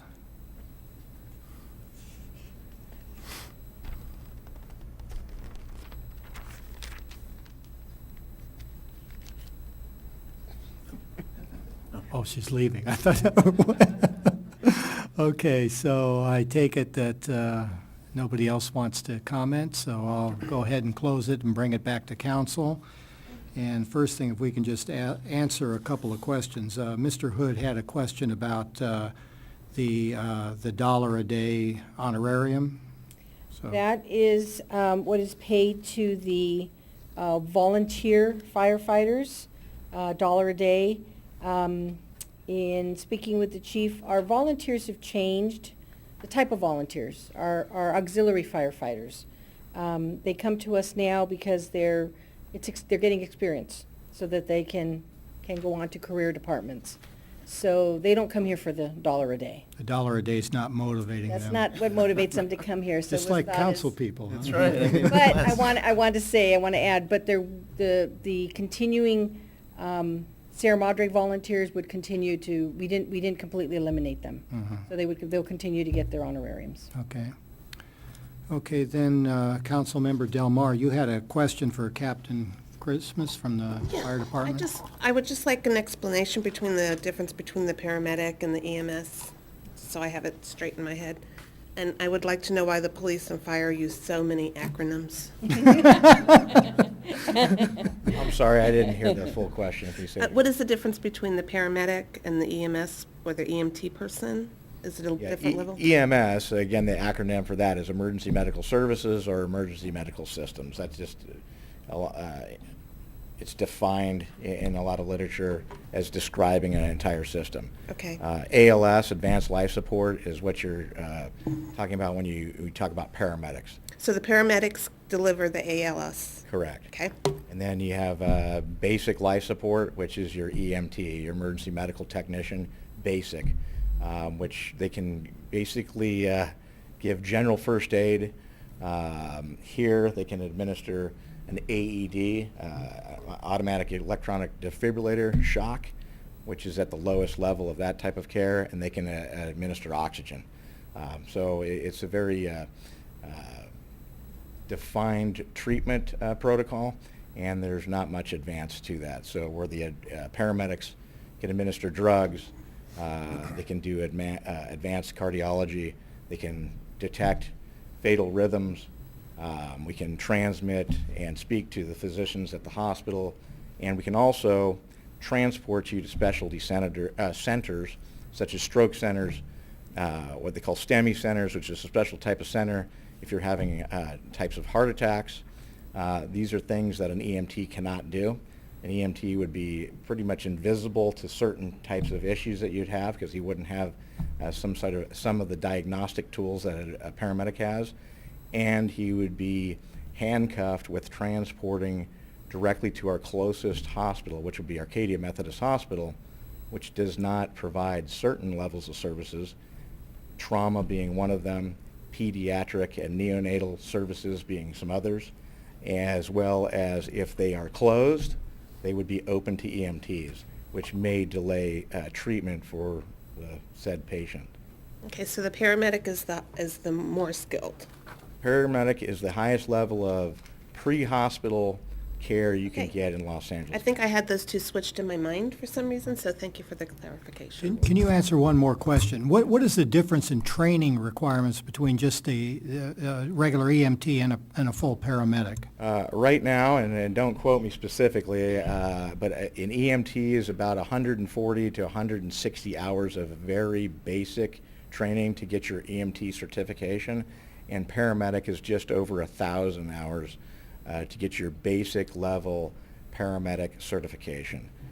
So you're looking at about an 850-hour swing, including very advanced training for the paramedics, pharmacology, cardiology, things of that nature, pathophysiology that you're not going to get at the EMT level.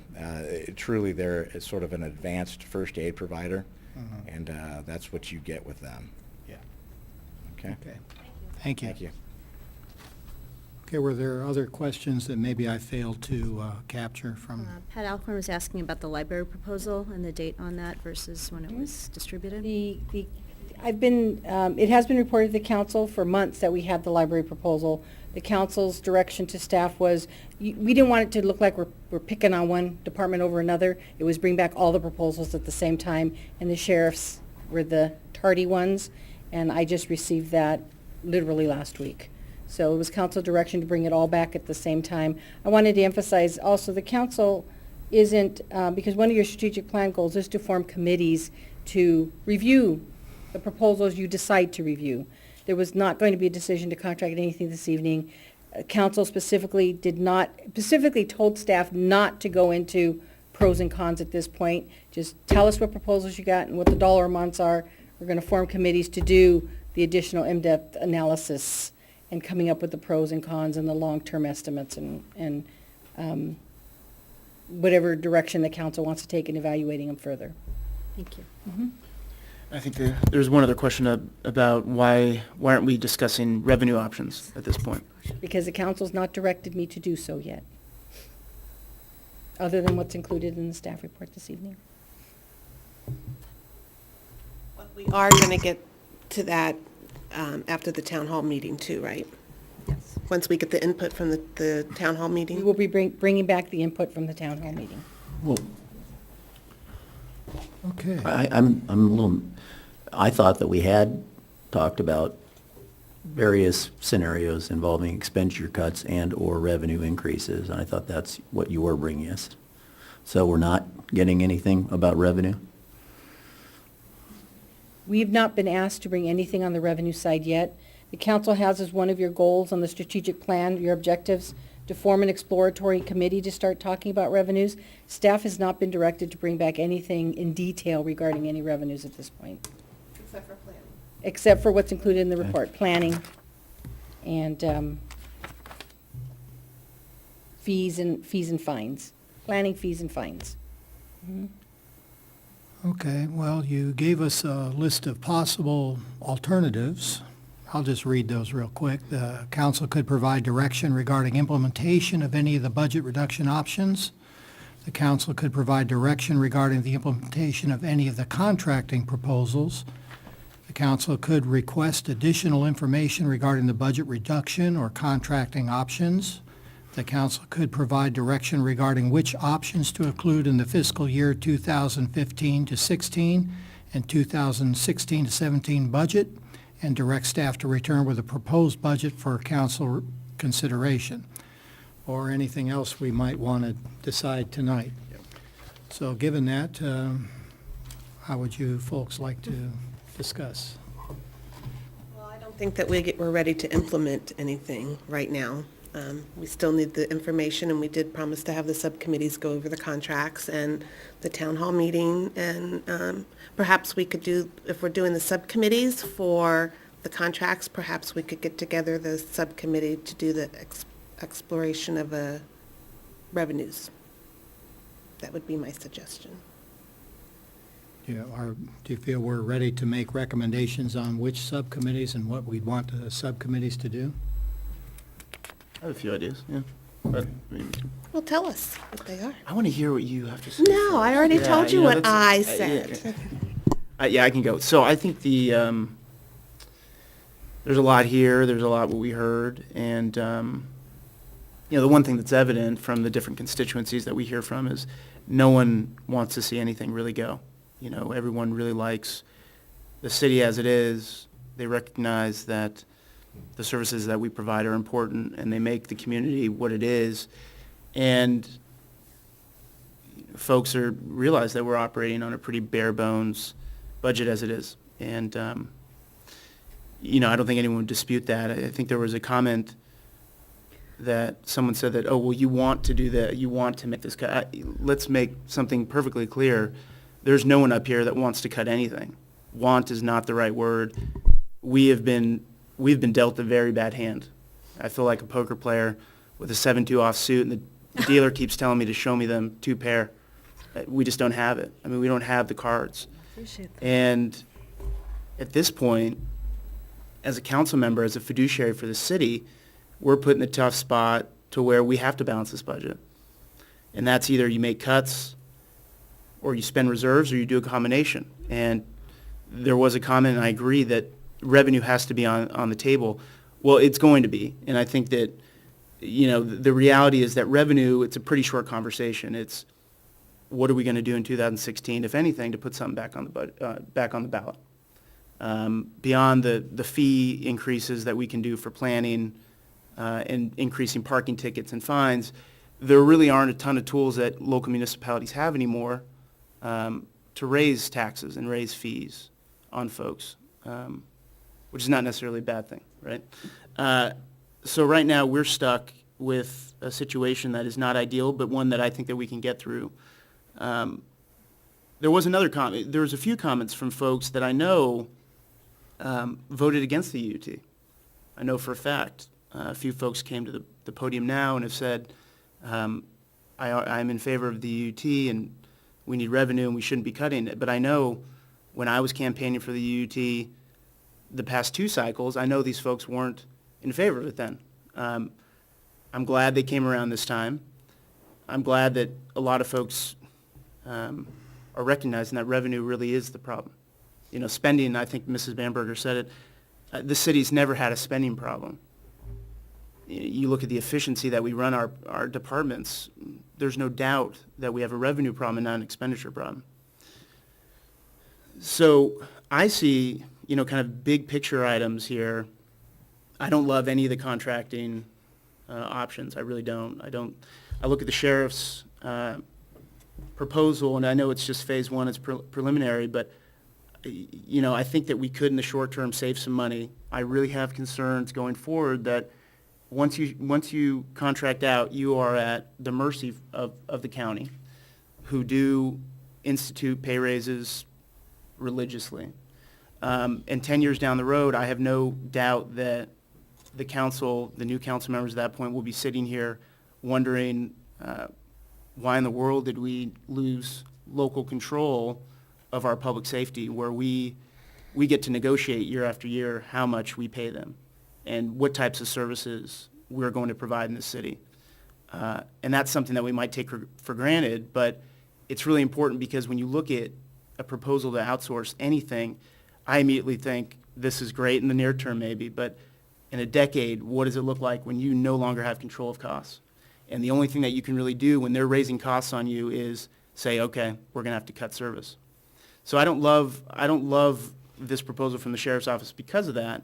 I also don't think that the outsourcing proposal for the library makes much sense when you're really only saving $100,000, give or take a few dollars. And with that, I'm not sure what you lose, but I'm sure you lose some character in the culture there, and it just doesn't seem like a process worth going through to save that little money. On the paramedic side and the fire side, I think both the numbers, I mean, look, if we were to outsource our fire and our paramedics with the footnote of the county retaking our emergency services, we're going to be paying more for fire. Response times are going to be longer and worse, and the paramedic response times are going to be worse. So why would you outsource fire or paramedics if everything gets worse and you're paying more? I do think that we need to clarify the point about when the county does retake, if we were just to cede our emergency services to the county, what does that look like? I think it's right. I think it just becomes emergency services and not advanced life services, but something that we need to look at.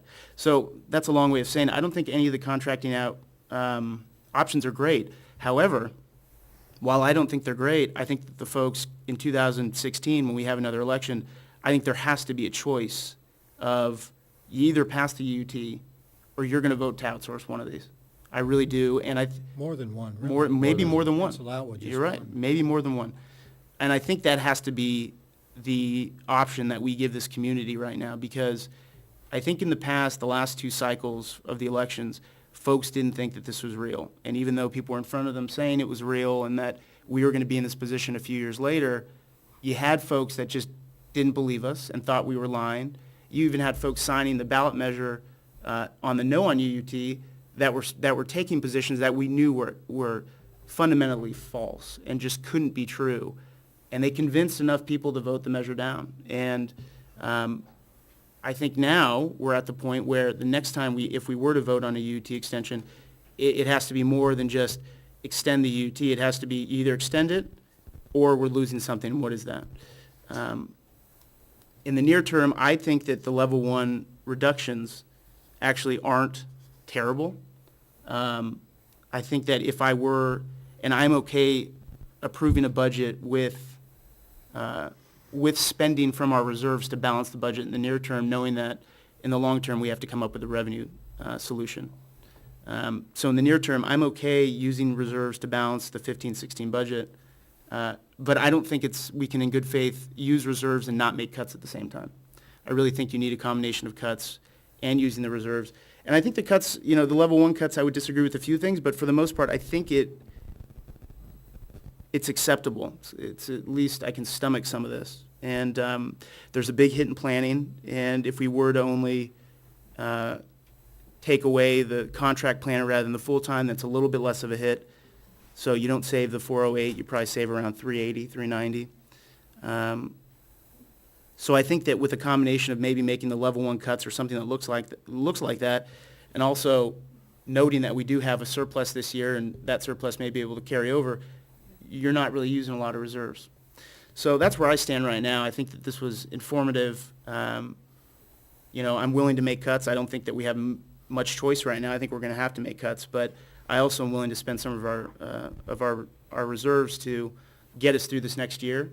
And then 16-17 is really, that's really the make or break point. That's really you either get more revenue or you're losing something. And it can't really get clearer at this point. One final thing, there was an implication made by a few people via email and a few people here tonight that we weren't dealing with this problem and somehow sat on our hands. I mean, we've been dealing with this problem since I've been on council. Even when I ran for council, this was the issue that we ran on. So I don't really know where folks have been the last 4 years in terms of missing the budget discussions, but I feel like that's all we've been discussing, you know, and this council has been very diligent since the 3 new members came on. I look back on I look back on the first item that we considered as a new council. It was the budget. It was this budget. So I don't think that there can be any implication, truthful implication, that this council has somehow buried their head in the sand and not taken this on. I think it's a hard discussion to have that we've had repeatedly, and now we're getting to the point where we have to adopt a budget, and that's what we're doing. So I just wanted to clarify that for the record, and with that, I'll cede to you guys. Can I just ask a question Yeah. before, Madam City Manager, in our last staff report, you outlined all the steps that we have taken. Wasn't it 8 different meetings where we? 9. More like 9. Right, just to put a number on what you're saying, Absolutely. Councilmember Harabedian. Okay, other comments? I'll go ahead and go next. I think I was dreading this meeting, and even just reading through this staff report was really difficult, because thinking about why all of us are in Sierra Madre is because it is Sierra Madre, and there are things that the city does that really create that environment for it. And having to see even level 1 cuts was very challenging. And hearing from folks, whether it's email, talking to people out in the outreach meetings, people have been very forthright in talking about why they love this city so much and what they don't want to see cut and reduced. But with that being said, the bottom line is we still need to find this $762,000 shortfall. And whatever revenue sources that may be considered by this community, the timeline still is not there to really cover that deficit within that time.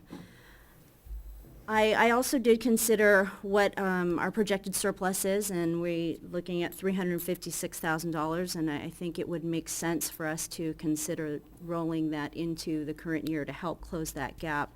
But nevertheless, we still need to make these cuts. Again, when you're looking at fiscal year 16-17, I too would, as much as I don't want to, look at these level 1 cuts, and I have to tell you, at first I looked at community services and I thought, 2% of the budget, how can we even institute more cuts in community services? Of course, I have a special place in my heart for community services coming from that commission. But when looking at what the level 1 cut is for community services, we're looking at the wisteria vine, which we possibly can do without. So I guess I'd be in favor for that level 1. In administration, I actually would consider a level 2 or level 3, but of course I want to see what's palatable with this council and what the council is willing to do. But given the surplus from 14-16, if we're looking at $350,000, looking at least level 1 cuts, we're close to the $700,000. I really want to think about using reserves as an option, but we still would have a gap, again, if we just used a surplus and considered level 1 and possibly some level 2 cuts. I also was going to make a comment about, and contracts. Don't love the idea of contracting, but I think we need to do what's prudent and make sure that we do have the proper committees to vet it properly, to again make sure that we are making the decision that's in the best interest of the city, the best interest of our financial responsibilities. So I still think we need to be very intentional about getting the right people on these committees and reviewing it to make sure that if it is not the option we go with, or if it is something that we want to consider, that we've properly vetted. I think that concludes my remarks. I agree with Councilmember Arizmendi, and to a point, Councilmember Harabedian. one of the reasons that I thought it was really important for us to get out to the community with this education process and the community input was because looking at the past few years, and with the UUT that was on the ballot, it always appeared to me that there were a lot of scare tactics and there wasn't a lot of explanation on what would happen. And also because there was the sunset clause, eventually we would have to get here. So no matter how long we postpone it, we would have to get here. And I think that's why we're here now, is because it has been postponed. But this council has done an excellent job, I feel, in getting ready to make those cuts, and they're dedicated to do so because we have to. That's what the will of the people said. Saying that, though, hearing from the community, especially at our community input meetings, a little better understanding of what the budget does and what the general fund is all about. We've heard a lot of people who would like to have another revenue option.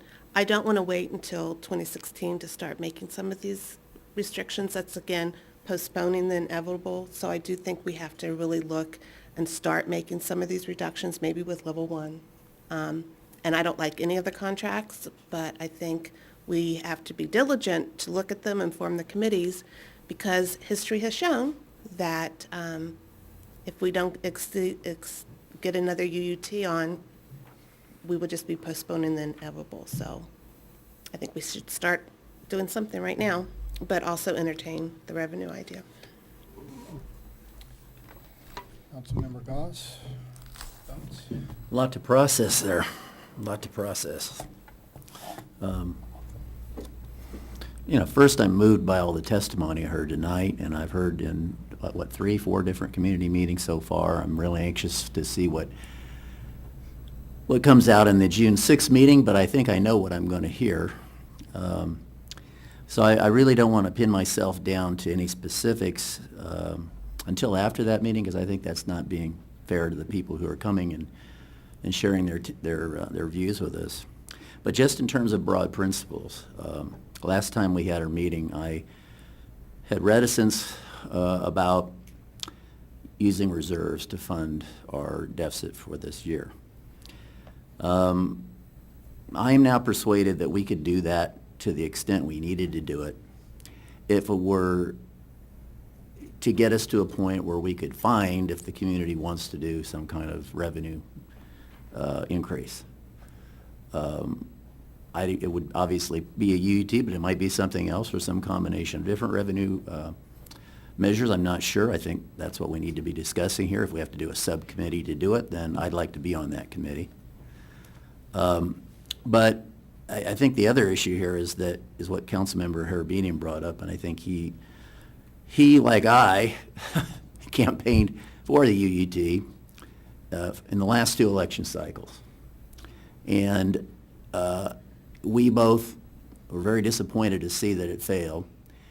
And I think he's right. I think that the only way people really have some sense that that revenue is necessary is if they're looking down the barrel of contracting out the police department and the library. So I think we ought to talk about that. I think we ought to talk about contracts only because if we do a revenue measure, I'm not so sure we're going to, but maybe we will, and it doesn't pass, we are still obligated to bring forth a balanced budget after the year where we're using reserves and a rollover of our surplus from last year or this year. And I feel very strongly that's going to have it's probably going to involve contracting out at least the police department, and at least maybe the library, maybe paramedics. I want to be very clear about this. A year ago, I ran telling people that I believe that local control of our public safety is a vital part of having a community. I don't think it's just about spending money. It's not about saving money. It's really about, is it our town or is it, the sheriff's town? I mean, people tell me these things. They go, Gene, I don't really want to see the sheriff's department rolling through Sierra Madre. They're our police. We want to have control over them. What does control over them really mean? When they're doing well, we want to be able to tell them that. We want to be able to walk into the police department and tell them when they're not doing well, through our new Public Safety Commission, through the City Council. We want to give them that input too. Going through a special assistant lieutenant to the Sheriff's Department to give input so it can go up the chain of command in that bureaucracy of the Los Angeles County Sheriff's Department. By the way, a lot of respect for those sheriff's deputies, and I like the new sheriff, but he's got a lot of problems to fix in that department. If you've been following the news in the last year, it's one of the reasons he was elected, because there were a lot of serious issues there. So I certainly do not see us hoping against all hopes that we would contract out the police. I certainly hope we wouldn't contract out the library. I can't imagine it. But as Councilmember Harabinian said, we've been dealt the hand we've been dealt. And so I really am interested to find out where the public is on June 6th. I really am. And to the extent that anyone else that has any doubts about the importance of revenue, I think if you have any questions about whether or not how we'd go about raising revenue, or any last-minute questions about whether or not we've carved this budget to the bone, you have a good reason to come to this meeting. It's going to be a good meeting. There will be lots of information there. There'll be lots of interaction, a lot more than what we have here and what we've had in our community input meetings. And I think people, when they're looking at each other, we're not going to be behind the dais. We're going to be, everybody there is going to be looking at each other eyeball to eyeball. I think in a candid measure, no BS. And I think that's the kind of circumstance where truth comes out.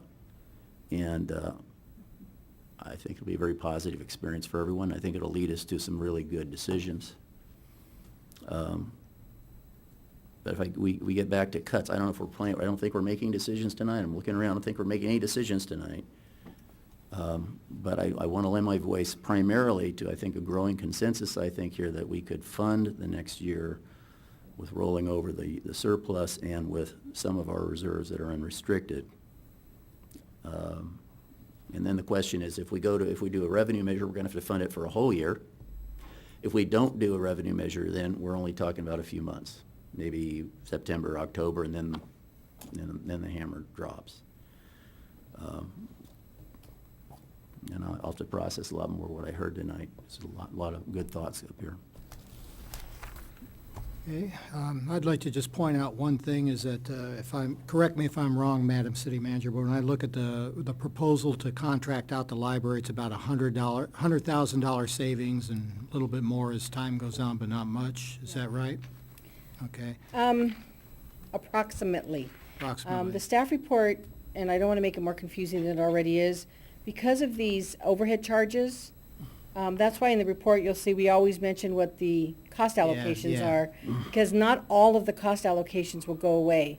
We're still going to have electricity. Let's just make an assumption. But okay, just to make it simple, it's most we're close. going to save is $100,000. Is that It'll be a little less than that. a little less?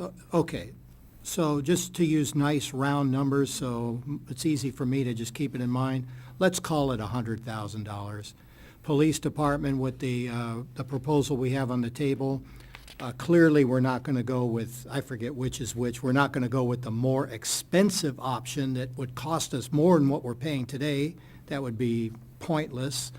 The next option, we would save $500,000 A little less than that. right now. And of course, again, there's some other things, we have to pay off the PERS liability, but the transition costs, I think, from what I understand, are very expensive. But let's just use round numbers and say it's $500,000. So by contracting out the police and the library, we save $600,000, only $400,000 more to go. So just when you look at it that way, and, again, we haven't evaluated. My suspicion is that when we evaluate these things, we might find that, we're not willing to live without that, or we're actually giving up more than what we thought we were to get to that $500,000 savings in the police department. But that's neither here nor there. We can evaluate that later. But the point is, what my conclusion from what I learned as a result of this staff report is that we still have a revenue problem, even if we contract the two things that are promising. It sounds ridiculous to even think about getting rid of the paramedic program or the fire department. That's not going to help.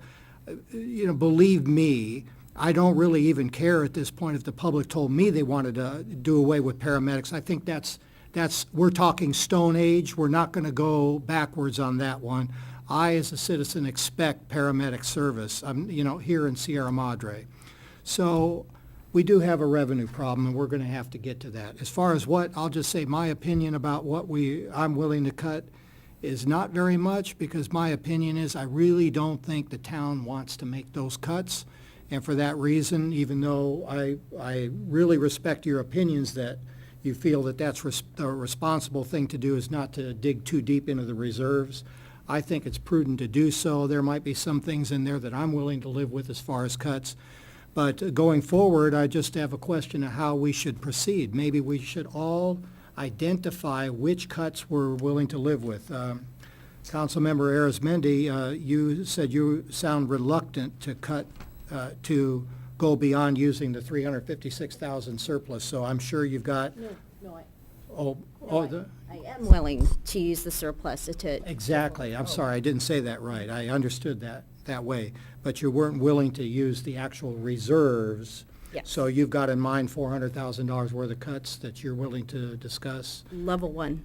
Yeah. Yeah. Okay, just across the board, level 1? Well, again, I'd like to go through and pick and choose it like a menu. I mean, there's nothing ideal in it, but it's close to, at least the way it's presented, we'd still have to look for about 50,000, I think, if it was exactly level 1 cuts in reserves. Okay. And Councilmember Del Mar, how deep are you willing to dig off the top of your head into When you reserves? say dig into, well, it depends.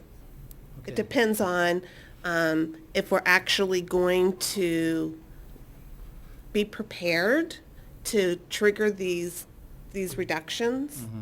If first of all, if a UT measure goes on the ballot and if it doesn't pass, because I'm not willing to wait another whole year to do that. So I think, for me, of course, we could use our reserves, our surplus to carry us over and go into some of our reserves until we decide if we're going to put a measure on the ballot. And if we're not, then we need to go forward with the reduction. So say just worst case scenario, how deep would you be willing to dig into reserves if we met the other conditions as far as planning for the future? I would go about 500, 600,000. Okay. Councilmember Harabedian, how deep are you willing to cut at this point? I would institute level 1 cuts tonight. I mean, Would you? Yeah, I would. And, again, I don't want to do it, but I don't think that, I don't think you spend reserves without, in good faith, showing that you're tightening the belts as well. And we've been doing that now for years. I mean, we've been cutting and cutting, but I think that's our job. I think our job is, the easy thing to do is to spend the reserves to make this budget shortfall go away. So I think that, look, none of these are great, and none of these are good. But look, from the administrative fund, for example, I think City Hall needs to be closed. I think that, when we reopened City Hall and we had the expanded hours, I said then, and I knew this was going to happen, I said, we'll be revisiting this, and I assume that City Hall will be closed as soon as the UT sunsets because we won't have the money to keep it open. Community services, again, the $8,000 cut, I think is reasonable. Fire, again, I could live with that. Library, it's a big chunk, it is a big hit. But I do think that, again, noting where we are in the budget, I would be in favor of it. Planning, same thing. And I think that I'd like to go back, and I really think, and I keep beating this drum, I think if we do full cost recovery on the fees, we're going to get more money than we think. But on the planning, I think that's more like, I don't know what the figure is, 90,000, because we're not going to do away with the full-time employee, whatever. 78,000. 78,000. So it'd be 78K instead. And then police and public works, I don't love the public works idea of making the two individuals only work on sewer projects, because I assume they work on others, but.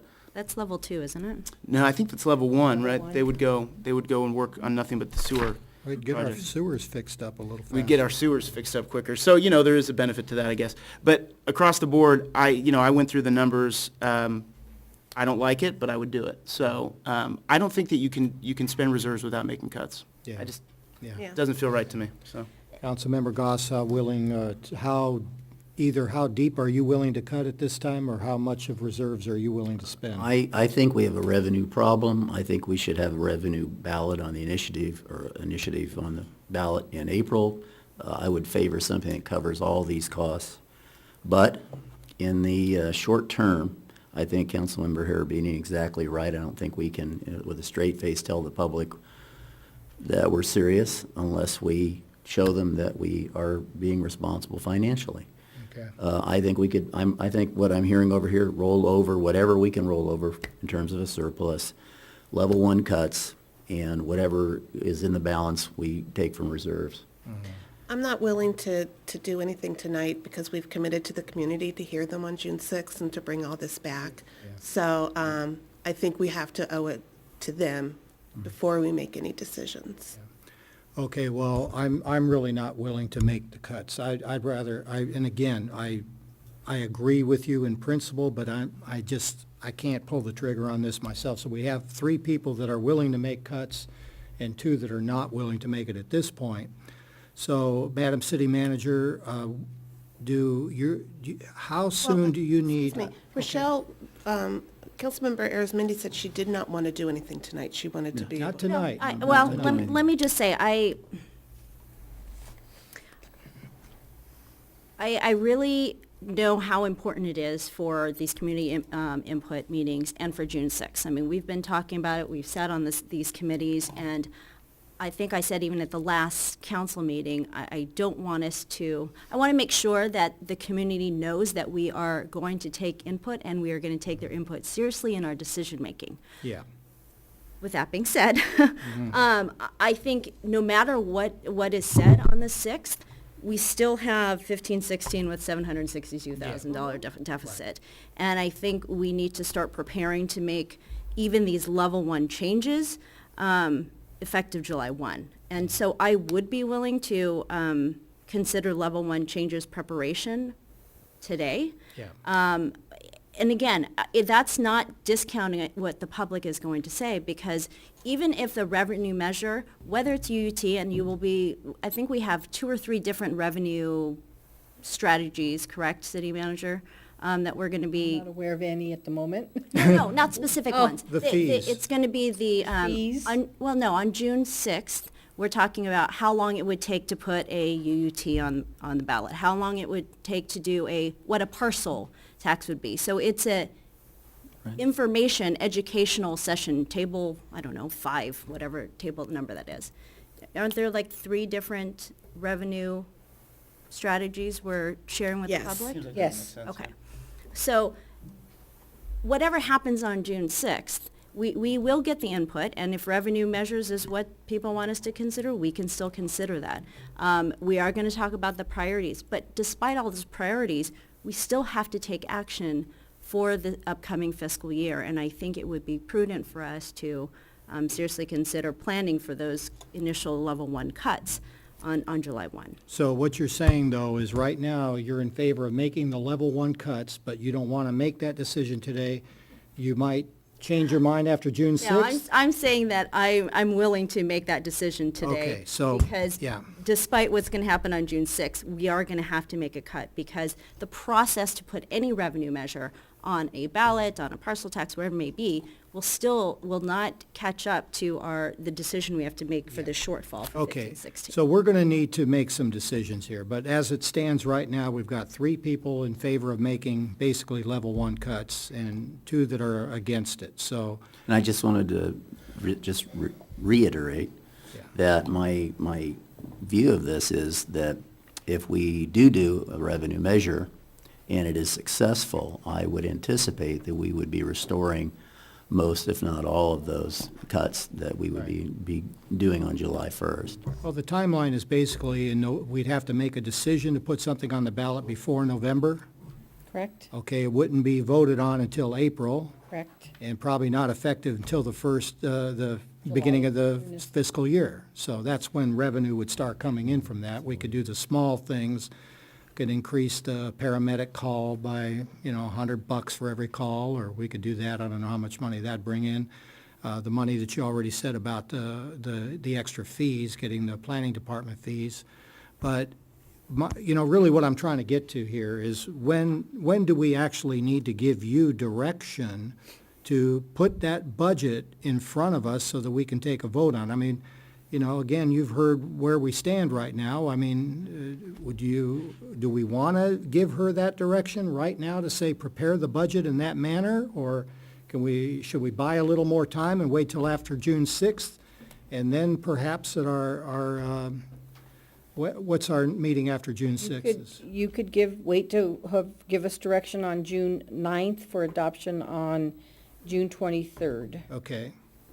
Could I ask this? Could we, to Councilman Goss's suggestion, is it possible to kind of narrow which items in level 1 or level 2 could be restored should the revenue stream be there?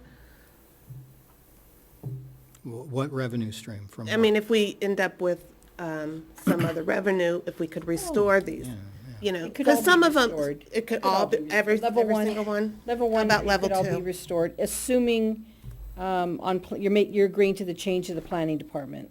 It could all be restored easily. I mean, In fact, restored. and even the planning department, that might be one where we won't need to restore, so. No, but when it could you, all be restored. when you say restore, with what revenue source are you talking about? I'm saying in we an do it. ideal world, something gets approved in April, by July 1st.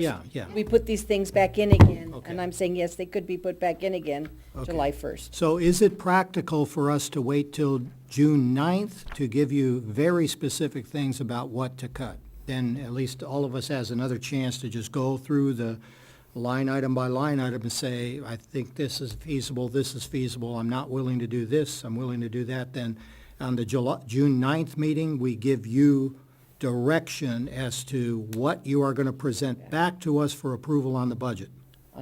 June 23rd. Is everybody okay with that?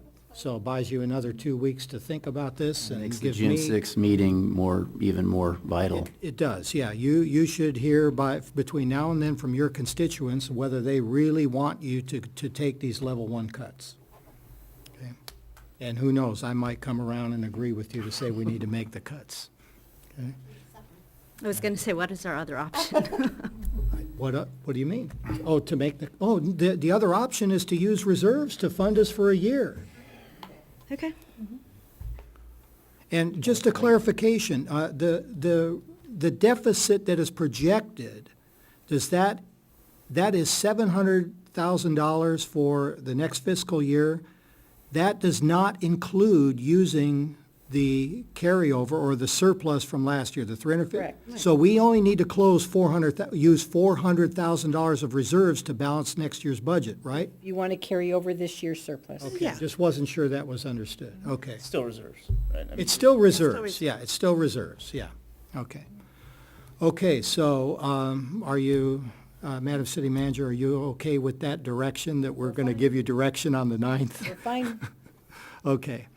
All right, shall we then nothing else we need to do? Let's take a quick break, or do you want to just plow through the? Yes, just- Okay, yeah, let's strategic go through plan. the strategic plan.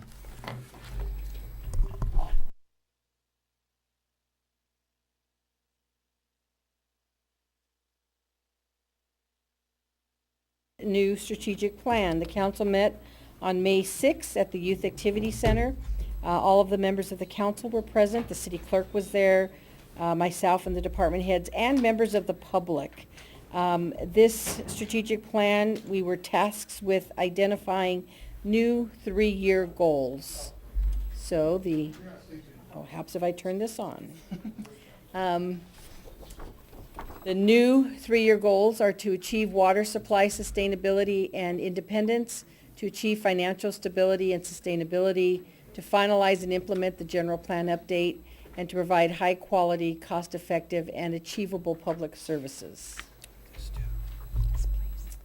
Under achieving a water supply sustainability and independence by July 28th, report to the City Council the results of reducing the overdraft of the East Raymond Basin. By September 9th, present a report to the Council on the cost benefit of using local wastewater treatment for use of groundwater recharge.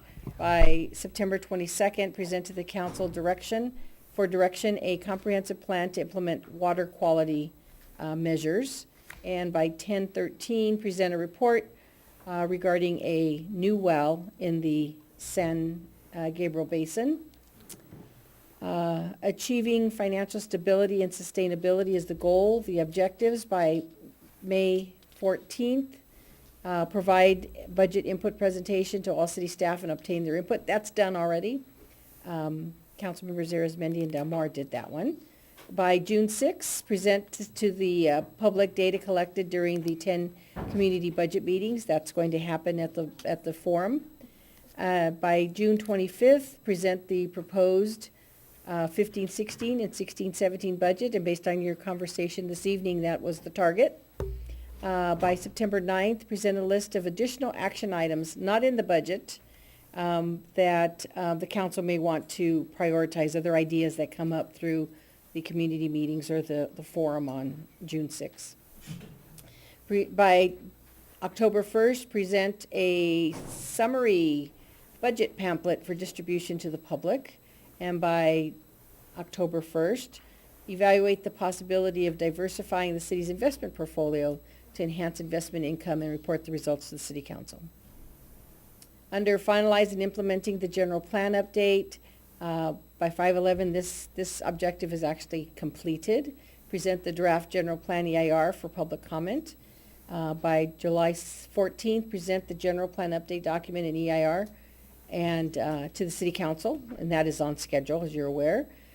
September 22nd, seek City Council direction in prioritizing implementation measures within the general plan implementation timelines. And then we have a future that falls outside of the next 6 months of sharing with appropriate city commissions and the public the general plan implementation program priorities. Under providing high quality, cost effective and achievable public service, by May 26, obtain and present to City Council for discussion. This was completed this evening. Proposals for police, animal, fire, paramedic, library services. Also 5/26, appoint individual contract proposal evaluation committees for the contract services proposals. And the committees were going to bring the results back to the council by July 28th. You didn't do that at your previous item. I'm assuming the council just wants to hold that over till your next meeting? You can go back, whatever you prefer. Okay. And then by July 28th, recommend to the City Council revenue enhancement measures for action. That's also with the use of a council subcommittee. Under environmentally sustainable community, especially regarding water. Oh, that's the old one? That's it. Okay, so that it. We're done. That is it. That concludes it. And it's recommended, this is your new strategic plan, that you adopt this evening. Okay, any questions? I have a question just for the council. How many committees do you think we should have? Again, I only think it's viable to take a look at the library and police. I'm not sure we really need to go through the nosebleed of evaluating the other things. Okay, so we'll come with our thoughts about what that committee, how those committees should look like. And a revenue generator, okay. Library, police, and revenue. Okay, good. Okay. Okay. Just the other thought is, will we be able to do what was on there if we go to level 1 cuts? You know, I mean, if we're going to cut out of the planning department, are we going to be able to continue to? Well, what you did in the planning department, if you go with the revised modification of not eliminating a full-time position, we should be able to stay on schedule with those things. If you Keep go with on the total 118 cut, we'd need to revise that. Okay. 78,000. If you go with the 78,000, we can meet those deadlines. How about the other things? I mean, we've got, within about a year, we've got a water moratorium, or the land use water moratorium coming to, are we going to be able to finish all the things that we had in the pipeline as far as looking at changes to our municipal codes and things like that? With level 1 reductions, yes. We are, okay. With the modification. With the modification, okay. Good, okay. All right, so, oh, public comment, I forgot, thank you. Public comment on the plan?